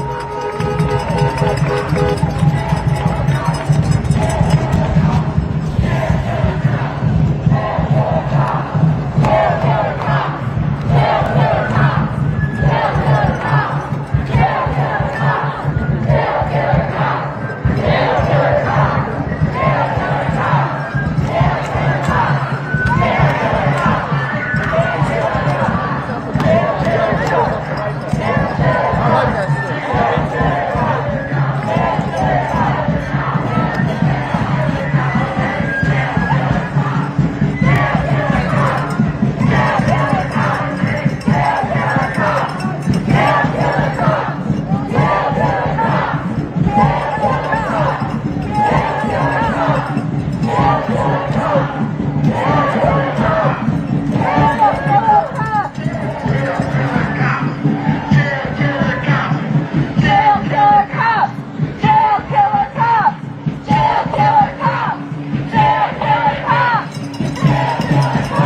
Demonstrations have now turned onto East Washington Avenue in Madison. This is one of the busiest streets in the city, carries much of the traffic for the city's east side.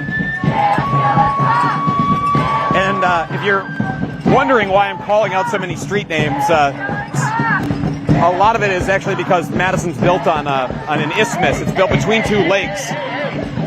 And so occupying a main street like this doesn't leave traffic with a lot of place to go. So it actually makes it has an amplifying effect on these protests. These protests can cause a lot more disruption than they could in probably just about any other city just because of the geography of Madison. Taking up one main street is able to snarl traffic around most of the downtown or around a whole section of the city.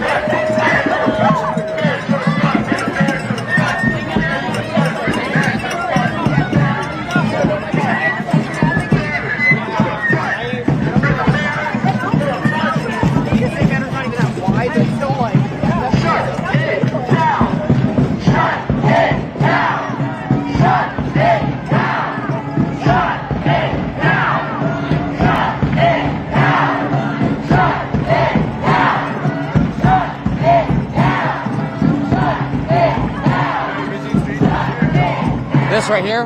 Yeah, this is East Washington Avenue. This is US 151. It's like the main drag for the east side of the city. And I was actually just telling my chat, and we're talking to Andrew Mercado here. He's interviewing me a little bit about Madison geography. I just got done telling my chat that because Madison is built between two lakes, I call out all the street names that we turn onto because it's built between two lakes. There's not a lot of like alternate routes to get around. So when the protests block off even one block, especially of a major street like this, it'll actually snarl traffic and have a knock-on effect that'll like snarl traffic across an entire portion of the city. It makes marches like this much more effective and have an amplifying effect in terms of the amount of disruption they can have just because of the geography of the city being built between two lakes. We are going to turn this right on wheel, and we're going to shut it down. Shut it down. Shut it down. Shut it down. Shut it down. Shut it down. Hatred. Shut it down. Bigotry. Shut it down. Poverty. Shut it down. Racism. Shut it down. Racism. Shut it down.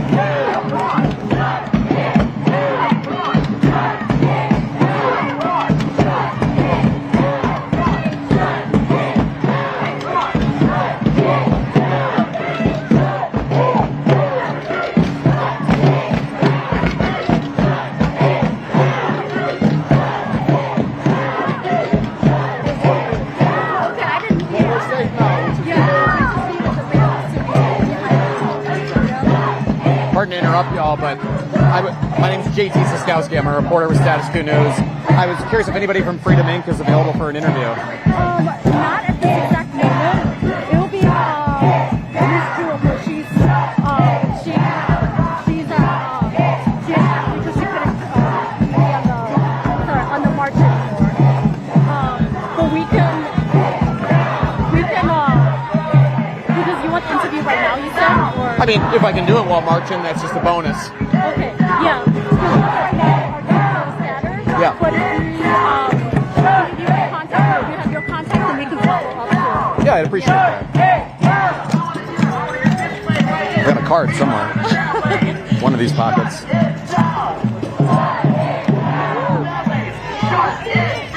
So I don't have it on me. I apologize. May have to just try and circle back with you myself. That would be my job. There you go.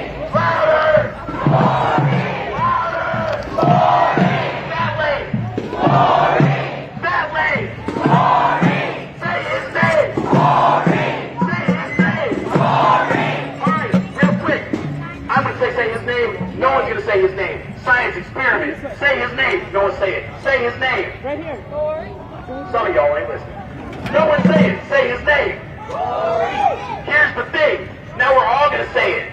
Say his name. If y'all hear, y'all coward. Say his name. Say his name. Say his name. Say his name. Say his name. Scream his name.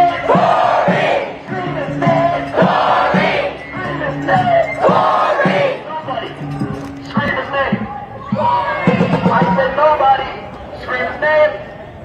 Everybody!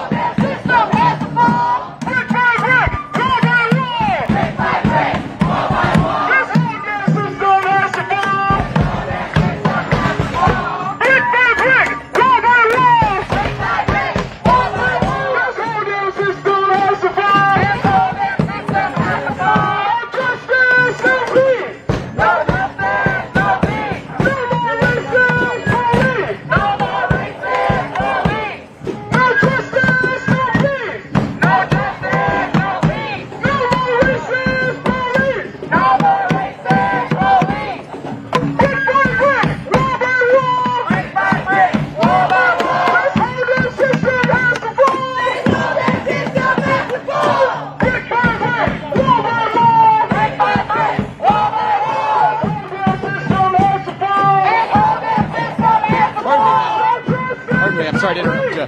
My name's JT. I'm a reporter with Status Coup, online independent progressive outlet. Hello. I'm just interviewing people about why they wanted to be in the streets today. Okay. Would you mind if I interviewed you? Oh, yeah. Yeah. Let me clip this guy. All right. Okay, you doing it, walk? Yep. Okay. Let me get ahead of you a little bit. All right. If we can come over on this side of the street, just so I'm not navigating the grass and stuff. Can I first get you to say your name or however you want to be identified? Yes, my name is Tony Smith. Tony. Yeah. So, Tony, why did you want to be in the streets today? And let's give about a step more distance here. Yeah. Okay, so I chose to be in the streets today because Corey Ruiz was one of my best friends. I know him personally. I've been knowing him for over 15 years. We done slept outside together. We shared clothes. We shared meals. I know his whole family, and I'm out here to spread the message that all lives matter. He didn't deserve his ending. That wasn't the end of his story. It shouldn't have been the end of his story.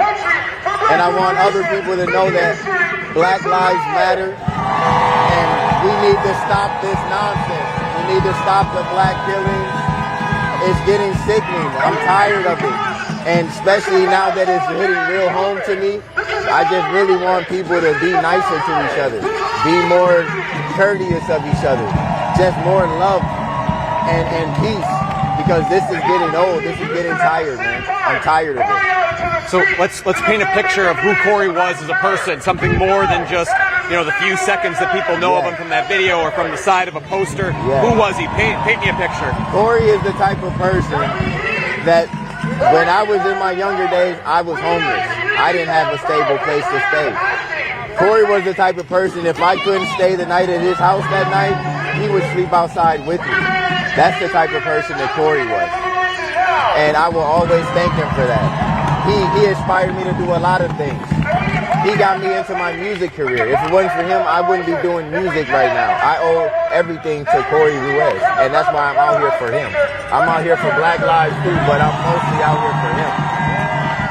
What was your, I don't think it always, to me, I have to ask the question, but it always feels so, I don't know, incomplete, but like to ask is like, how did you feel when you first saw it? Like, put it into human terms for people. Like, I get like sadness, but can you describe for people how you felt when you got the news that he had been executed? Okay, well, before I knew it was him, I watched the video over 100 times.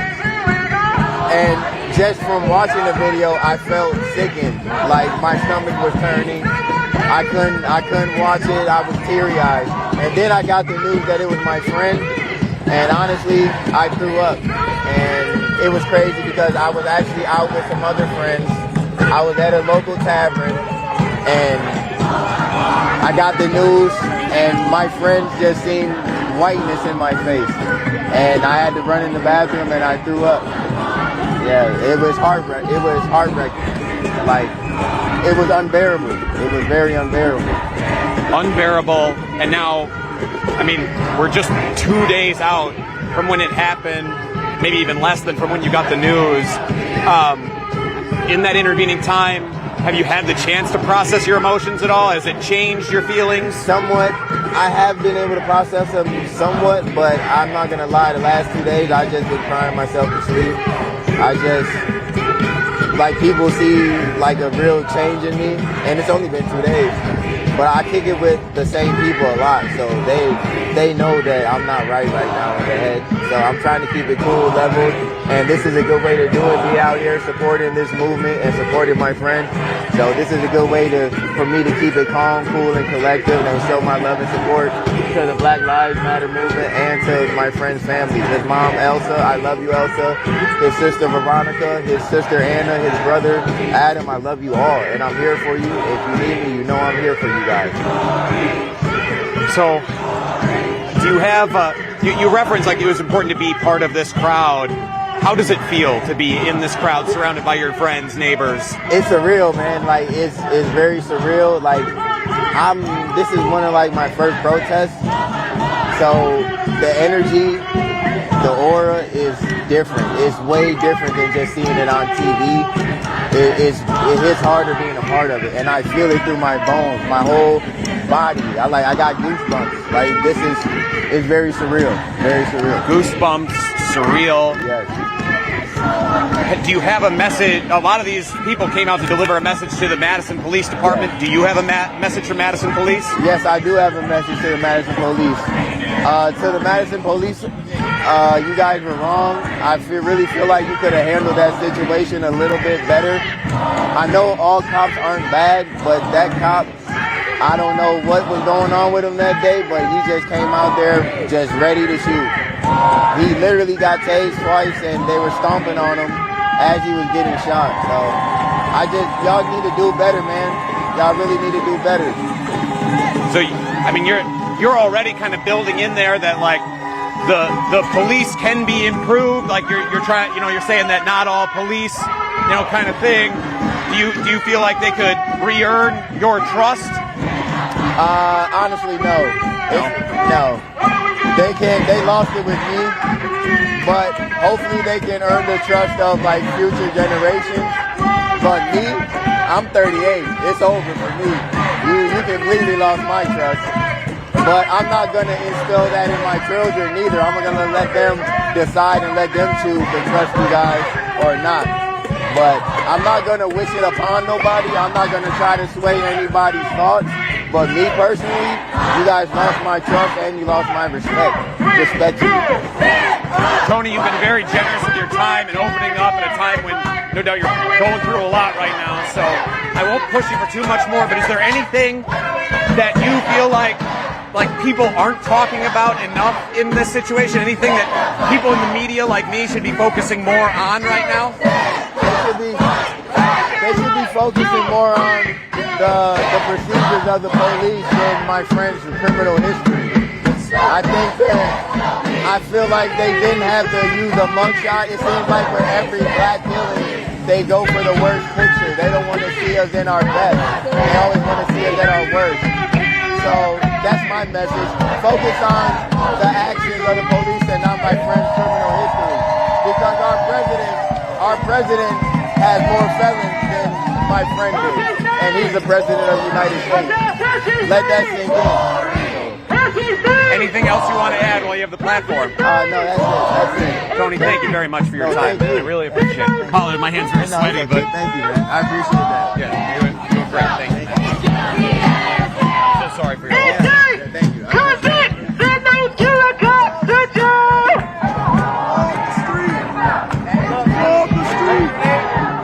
Here, take a picture of this.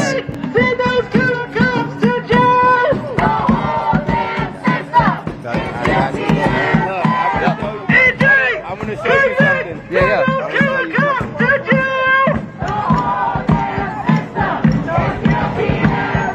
So that's Corey. That's me. Oh, can I show this on camera? Yeah, but can you blur out like these hands? Oh, I better not. I better not, just in case you can't see. Okay, so you got. That's me and him in freshman high school year, man. So that's one of my closest friends, my best friend. I'm really sorry. Thank you. Really sorry. Thank you for talking. Yeah, I really appreciate that. So what we just didn't show on camera there was Tony showed me a picture of him and Corey when they were in high school. I didn't put it on camera because there were other people's faces in the shot. He asked if I could blur it, but of course we're live here, so I didn't want to. And we could blur it later, but of course it would go out live unblurred, so that's why we didn't show it. But it was just a picture of them, being like two high school kids just hanging out, posing for the camera, If we don't get it,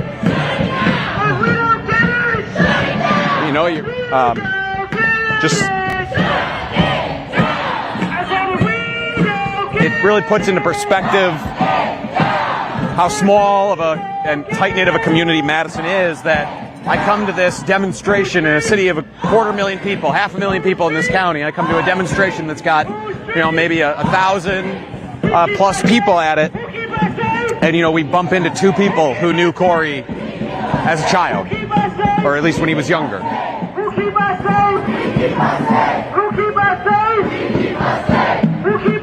And that's been personally for me some of the most infuriating part of covering this story is the desire that I have seen to reduce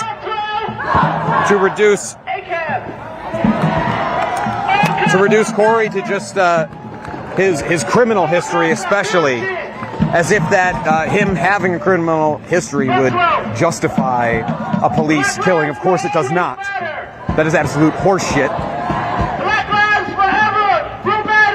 But what, if somebody gets a parking ticket, does that mean that they can be executed and they should be justified in doing so? What's his name? Or even just the fact that you're resisting arrest. If you feel like you are being arrested for no good reason, the reason that police have cited is that he was looking in cars. And as we heard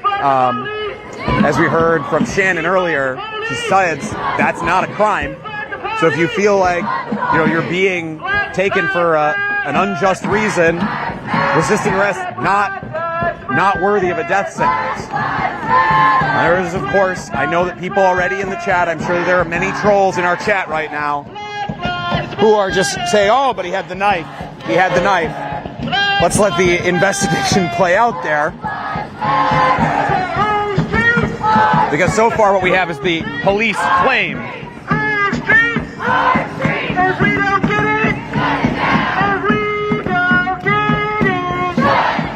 And also, when Corey was actually being arrested, they had already put him onto the ground, had his arms, and then he was executed. It's why this killing can be accurately characterized as an execution, because he is restrained on the ground. He's been tased and then is shot. And you can see the shock in officers after the shots are fired. When I say people, you say power. People, people, people, people, people, people, people, the Black lives are under attack. What do we do? When Black lives are under attack, what do we do?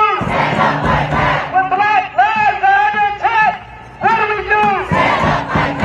What do we do? Stand up, fight back! What do we do? Stand up, fight back! What do we do? Stand up, fight back!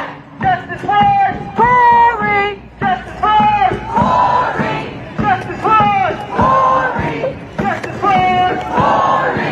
Justice for Corey! Justice for Corey! Justice for Corey! Justice for Corey! Corey's life matters! Corey's life matters! Corey's life matters! Corey's life matters! Corey's life matters! Corey's life matters! Corey's life matters! Corey's life matters! Corey's life matters! Who got the power? We got the power! Who got the power? We got the power! Who got the power? We got the power! Who got the power? We got the power! Who got the power? We got the power! Who got the power? We got the power! I believe that we will win! I believe that we will win! I believe that we will win! I believe that we will win! I believe that we will win! I believe that we will win! I believe that we will win! I believe that we will win! Make some noise!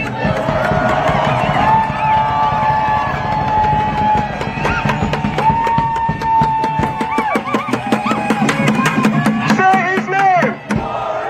Say his name! Say his name! Say his name!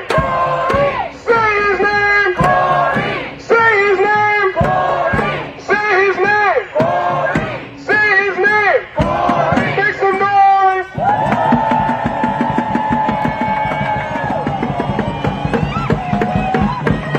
We are here because we are in the struggle for justice for a beloved member of our community.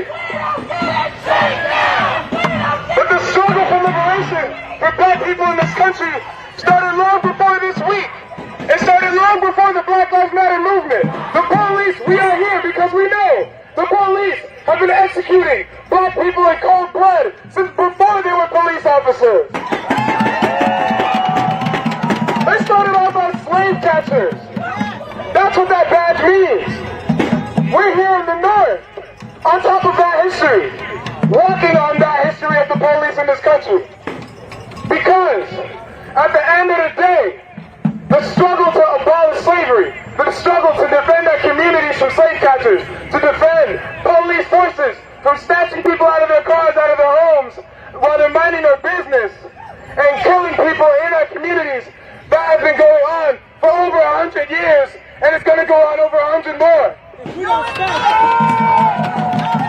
Because the struggle to defend our communities grew into a revolution that defeated a slave system that nobody thought would be toppled, and it fell in 4 years.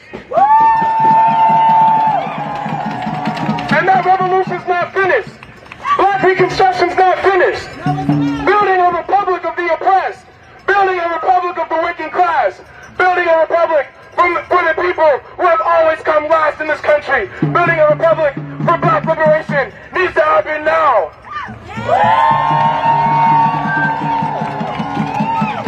And it starts with us. We're here because we know the importance. We know the stakes. Because when they touch one of us, they touch all of us. And that daring to fight for justice can defeat an entire system, can deal huge blows to the capitalist system. But we're done with racism. We're done with capitalism. We're done with the police. We need something new, and it's all on us to put that forward.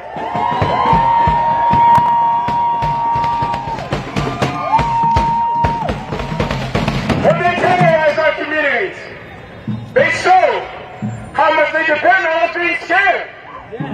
Because when we have courage, when we know our history, when we know where we come from, nothing can stop us and we can get justice for Corey.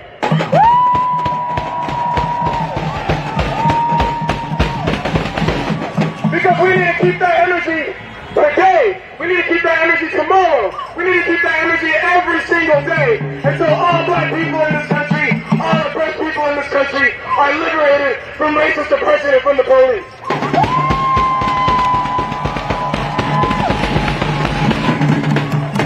No justice, no peace.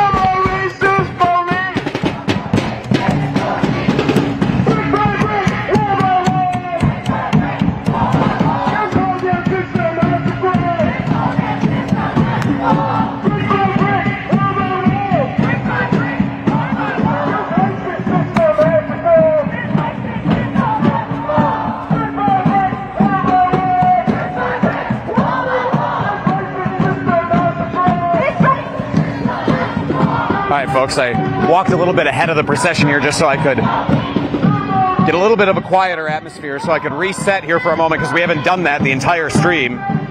But if you have just joined us recently, this is Madison, Wisconsin, live right now, as marchers, over 1,000 of them, have taken to the streets here in Madison to protest the execution of Corey Ruiz on the streets of Madison just 2 days ago.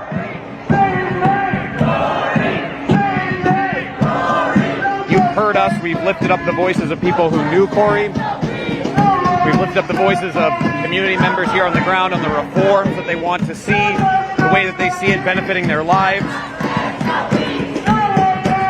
making them feel actually safer in a way that just simply spending more money on the police does not do.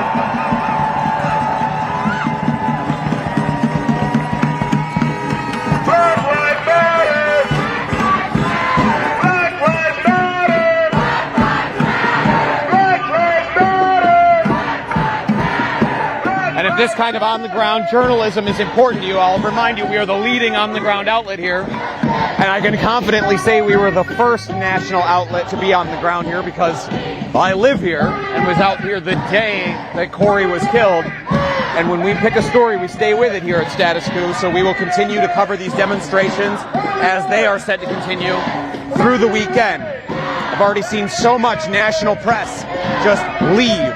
The cameras were here yesterday, now they're not.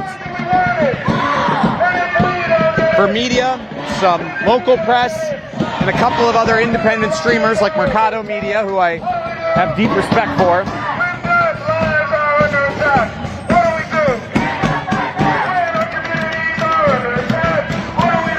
But this work is important, and we're only able to do it through through our sustaining members.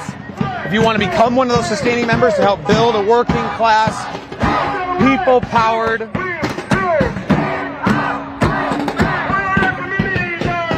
justice-focused accountability journalism that actually goes on the ground to tell stories, go to statuscode.com/join for as low as $5 a month. That is 16 cents per day. For $5, you go to keep us on the ground, telling stories like this, supporting our growing newsroom.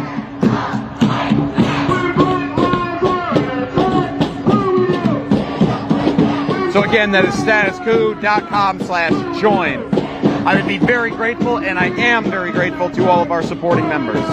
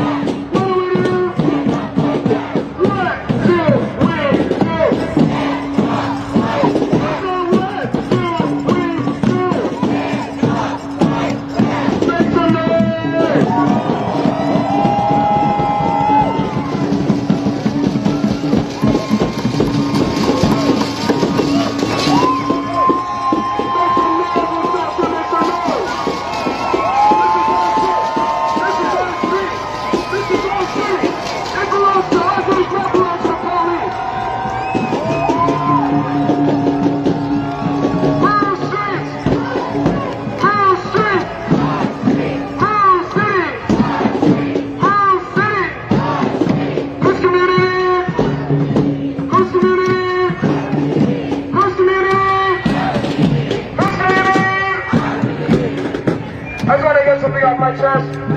I came here from working all day outside in the heat, lifting heavy shit.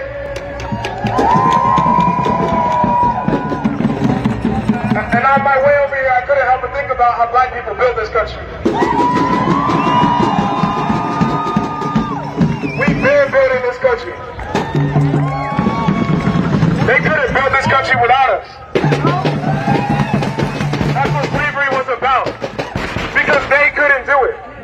Because the racist billionaires couldn't do it. Because they couldn't solve their own problems of inequality, of racism, of segregation, of colonialism. They needed new markets to colonize. They needed new people to make scared. Are those new people to be scared? Are they here right now? Are we scared right now?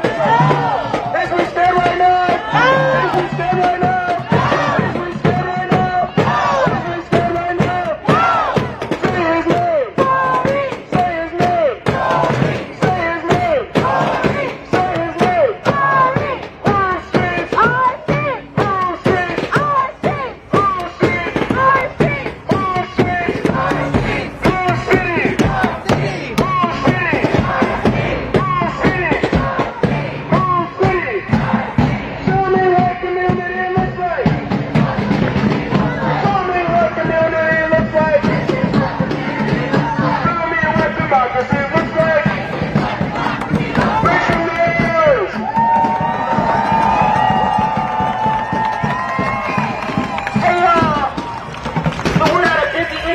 Right now.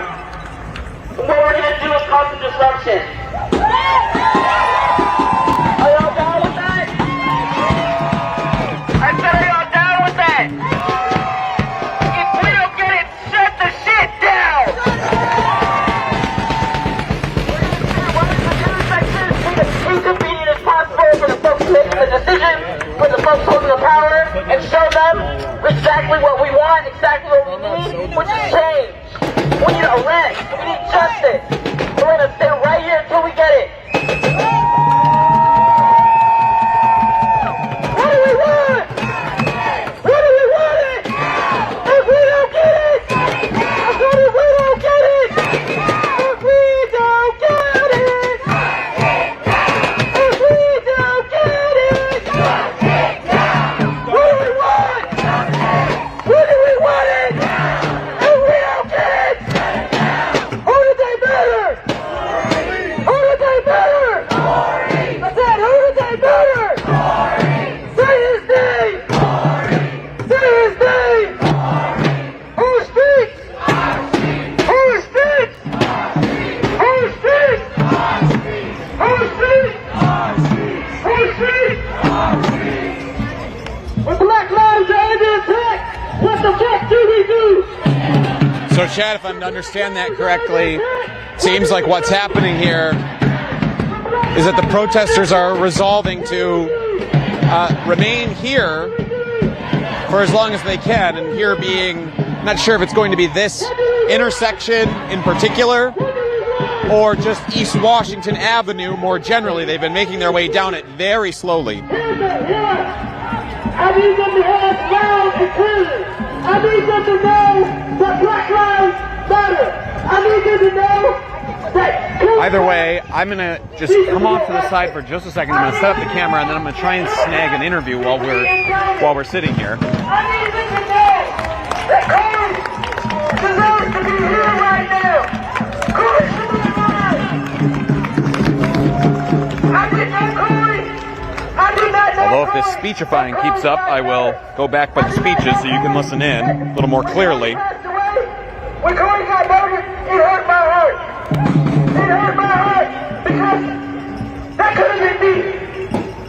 I'm sick and tired of coming out here and marching and fighting for my life every fucking day. I want to live freely. Black people, brown people, we want to walk out and be free. We should not have to do this. We should not have to do this every single fucking day. We cannot breathe. Get your foot off our necks, cause we cannot breathe. Get your foot off our necks, cause we cannot breathe. I am sick and tired. I am pissed the fuck off. I am angry. I will not stop fighting until every single one of us is free. I said, I will not stop fighting until every single one of us is free. No justice. No justice. No justice. No justice. No justice. Before I hop off this mic, because I'm losing my voice, I'm going to recite a poem really quick. Some of y'all might know it, and if you do, recite it with me. It goes like this. I am somebody. I may be black. I may be white, but guess what? I am somebody. I am somebody. I may be rich. I may be poor, but guess what? I am somebody. I am somebody. I may be an immigrant. I may be a citizen, but guess what? I am somebody. I am somebody. I may be a man, which I ain't. I may be a woman, which I am, but guess what? I am somebody. I am somebody. I may be gay, which I am. I may be straight, which I ain't, because I tried that shit once and it really didn't work out for me. But I am somebody, and y'all are somebody. And together, we are succeeding in changing this fucked up world. That's that peace. Remember that your life matters. If you're black and brown out there, I want you to know that you matter, that you are loved, that you are enough, and we all are in this together, and we got your back. I got your back, do you got my back? I said I got your back, do you got my back? I said I got your back, do you got my back? Hey yo, I love y'all. When I say hey yo, I love y'all, y'all say hey yo, I love you too. Hey yo, I love y'all. Hey yo, I love y'all. Hey yo, I love y'all. Now look at yourself and say, hey yo, I love me. Look at yourself and say, hey yo, I love me. Say, hey yo, I love me. Black Lives Matter. Black Lives Matter. Everybody, we're going to start moving together. I would like to take a second to realize and refocus ourselves to why we're out here. And I will do that in one way. Why are we out here? Was there a man murdered in our community, yes or no? Yes or no? Was that man a father? Was that man a father? All right, the same way life can be taken. We are all out here. I think to myself, if I was the one who was murdered, if Corey was here today, and he saw all of us out here, do you think he'll be proud? Would you be proud if your community stood up for you? If you were gunned down by killer police, would you be proud? I would like you now to divert your attention to the youth standing right there, the future that we are fighting for, and make some noise.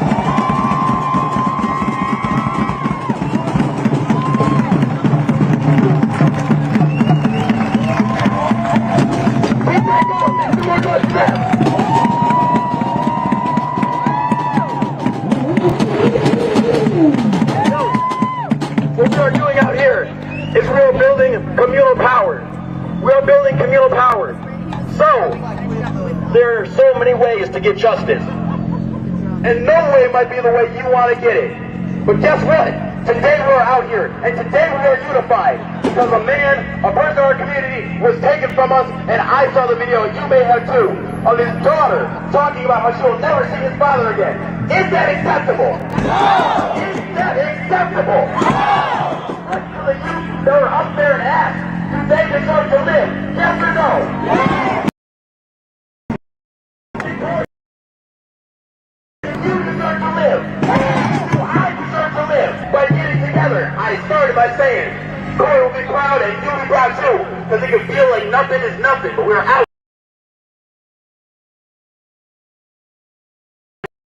here.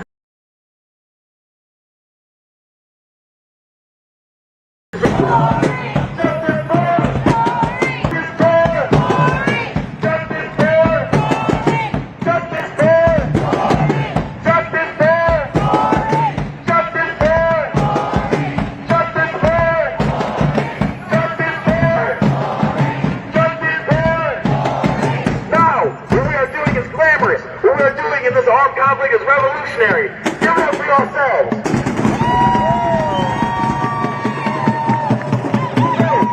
I just want to clarify.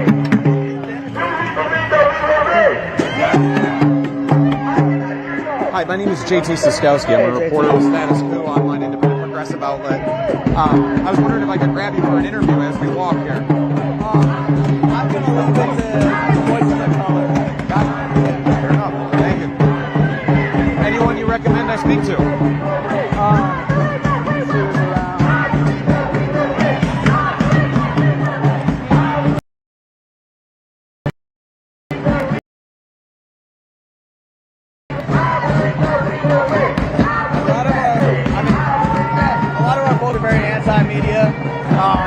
Behind us, there's a young woman in all black. If you would go there, she's a person to talk to. I can ask. She's got a megaphone. She's dressed in all black right behind us. Over your right shoulder. Yeah.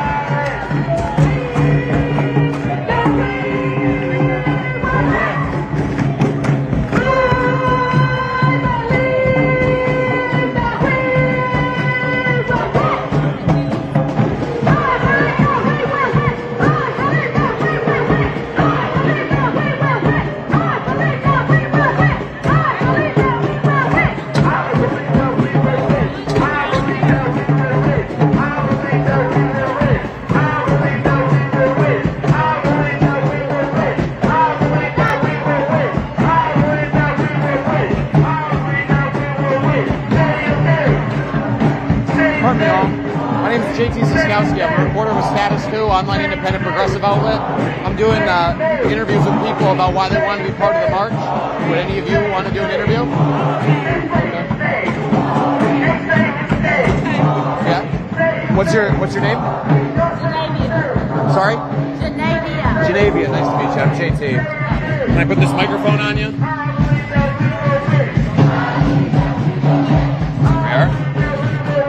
We can walk and talk. Okay. So that way you don't gotta be held up. So, Janavia, why did you want to be a part of the march today? Why did you feel it was important to be in the streets? I felt like it was important to be in the streets because not only did Corey die in the streets, my uncle died in the streets, my friends died in the streets, just a long line of violence and death in the streets. Yeah. How much of that, how much is all that day? I mean, is it all connected? Do you see it all as connected? And if so, Get down on me. I've been out here since last night, and I'm tired, and I'm angry, and I'm pissed off. I want to yell and scream, but that's not gonna fix nothing. So not to yell and scream, but you're out at a protest at least to be part of it. What do you feel like your presence is adding to things, or why was it important to at least even if you're not here in voice, why be here in person? Okay, so I'm sorry. Can you repeat that? Yeah, like you said, you didn't want to yell and scream. You don't feel like that's gonna, change, have an impact here, at least not tonight. So, but why was it important for you to still be here physically, even if you're not, yelling and screaming along with everyone else? Well, I thought we was getting justice today. What was that justice that you were hoping you were going to get? I thought we was going to get arrested today. But then again, this is my first rodeo. My peer tried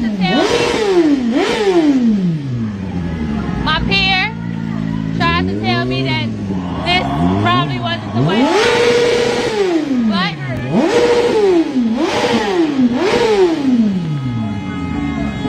it's not too late. Things can turn around for the better. I was gonna walk off, but then I came back. So I've been out here since last night. I'm invested. Walk me through what you're feeling right now. I'm feeling.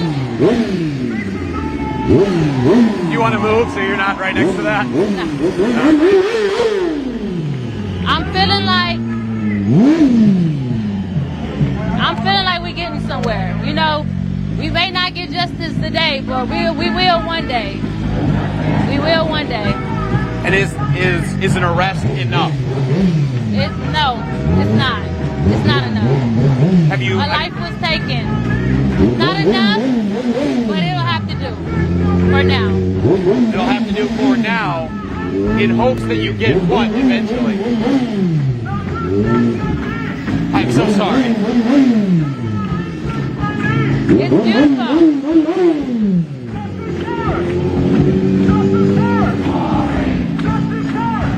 I'm gonna ask him if he'll hold off for a second. Pardon me, man. Would you mind holding off on that for just a second? I'm just trying to finish an interview over here. Yeah, thank you, thank you. All right, it's gonna give us a minute. So So what would, you said, maybe that, it'll have to do for now, but maybe over a longer term, what would justice look like? Is there any sort of reform that you're hoping for? Any sort of change? What is that?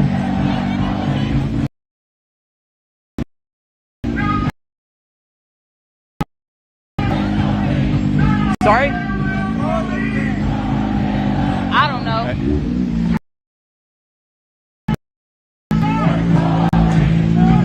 I can't hear. Sorry.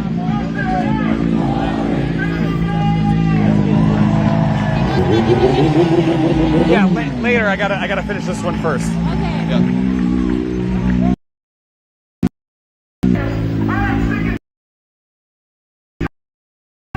What would I was asking about what would justice look like over a longer term timeline? Honestly, if nothing like this ever happened again, I would be proud with that. But I don't know. We as people can only do so much. We may get justice today, but 6 years from here, it might be another. That's why we gotta get out here. We gotta start planning. We gotta start, collaborating. We gotta start talking to people. We gotta start figuring it out, because if we don't, we're gonna keep finding ourselves right here. Back and it's doing this draining. exact same thing over and over. The exact same thing over and over, and it's so draining. I appreciate you putting up with all of that, to be able to get through that much. I really do. That's it. Unless there is anything in this that you feel like someone like me, like somebody holding the camera, somebody in the media that should be talking about more, that they're not. Yeah. Yeah. Where is the cop that killed Corey Ruiz? Where is he? When are y'all going to go pick him up so he can serve the time he needs to serve for blowing a man's brains out in the street? What type of consequences are y'all going to create for traumatizing not only black people, but the world, the whole world? I see black, I see Asian people out here. I see all type of people in the streets, blew his brains out, proceeded to move his body after he got hit with a gun 3 times. I'm in the medical field. You don't move no gunshot victim unless you about to do CPR. He was looking for something. Was it an ID card? As if it mattered who he was, because he was already dead. Was it a knife that he supposedly had? And I'm a little ghetto, so I may stutter a little bit, but it's okay. I'm mad. I am upset with this system. I'm disappointed. And I've only been in Madison for 8 months. I've never experienced anything like this. And I live in Chicago. I've lived in Chicago for 30 years. I've never experienced anything like this. It's ridiculous. I don't have anything else to say. Thank you for that. I appreciate the time.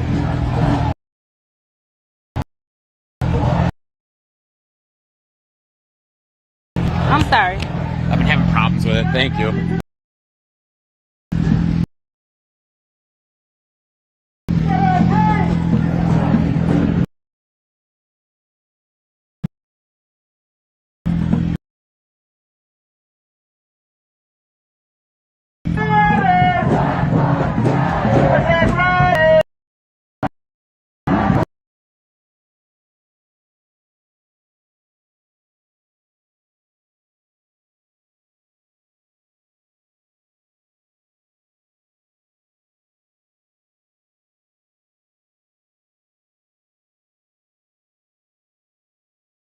Yeah,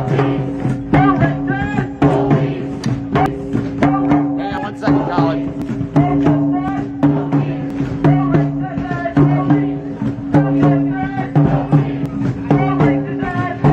Colin, can you hear me? Yeah, what's up?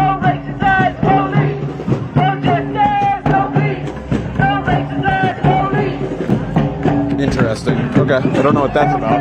Should be getting good signal here.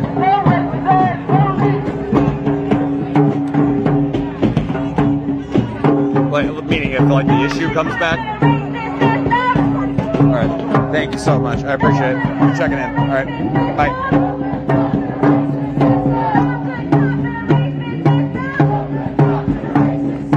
I heard that we were.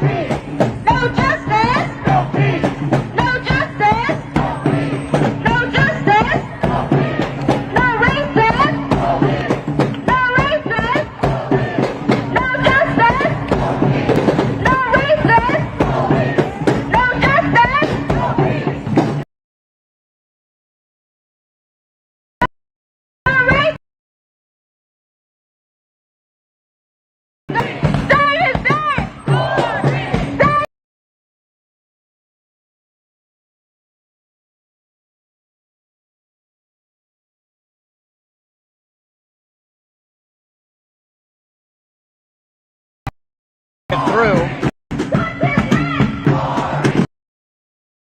those kind of powerful voices here on the ground is what you get from coverage like Status Quo that comes down here and actually offers an on-the-ground view of what these movements, these calls for change in the wake of so much violence and hatred look like.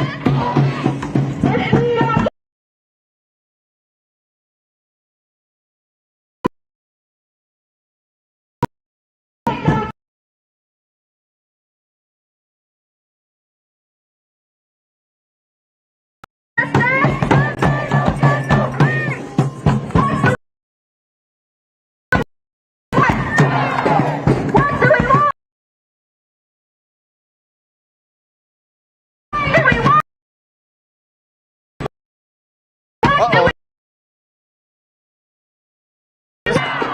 What do we want? I don't know what to do about it. When do we I have to pull over here, I think. And if we don't get it, if Corey don't get it, Do you want me to do that? if Corey don't get it, Okay. Well, we're getting very close to like to the end of the march here, I think. So yeah, I can wrap it here. Yeah. Do you have any? Have anything you want me to read out or no?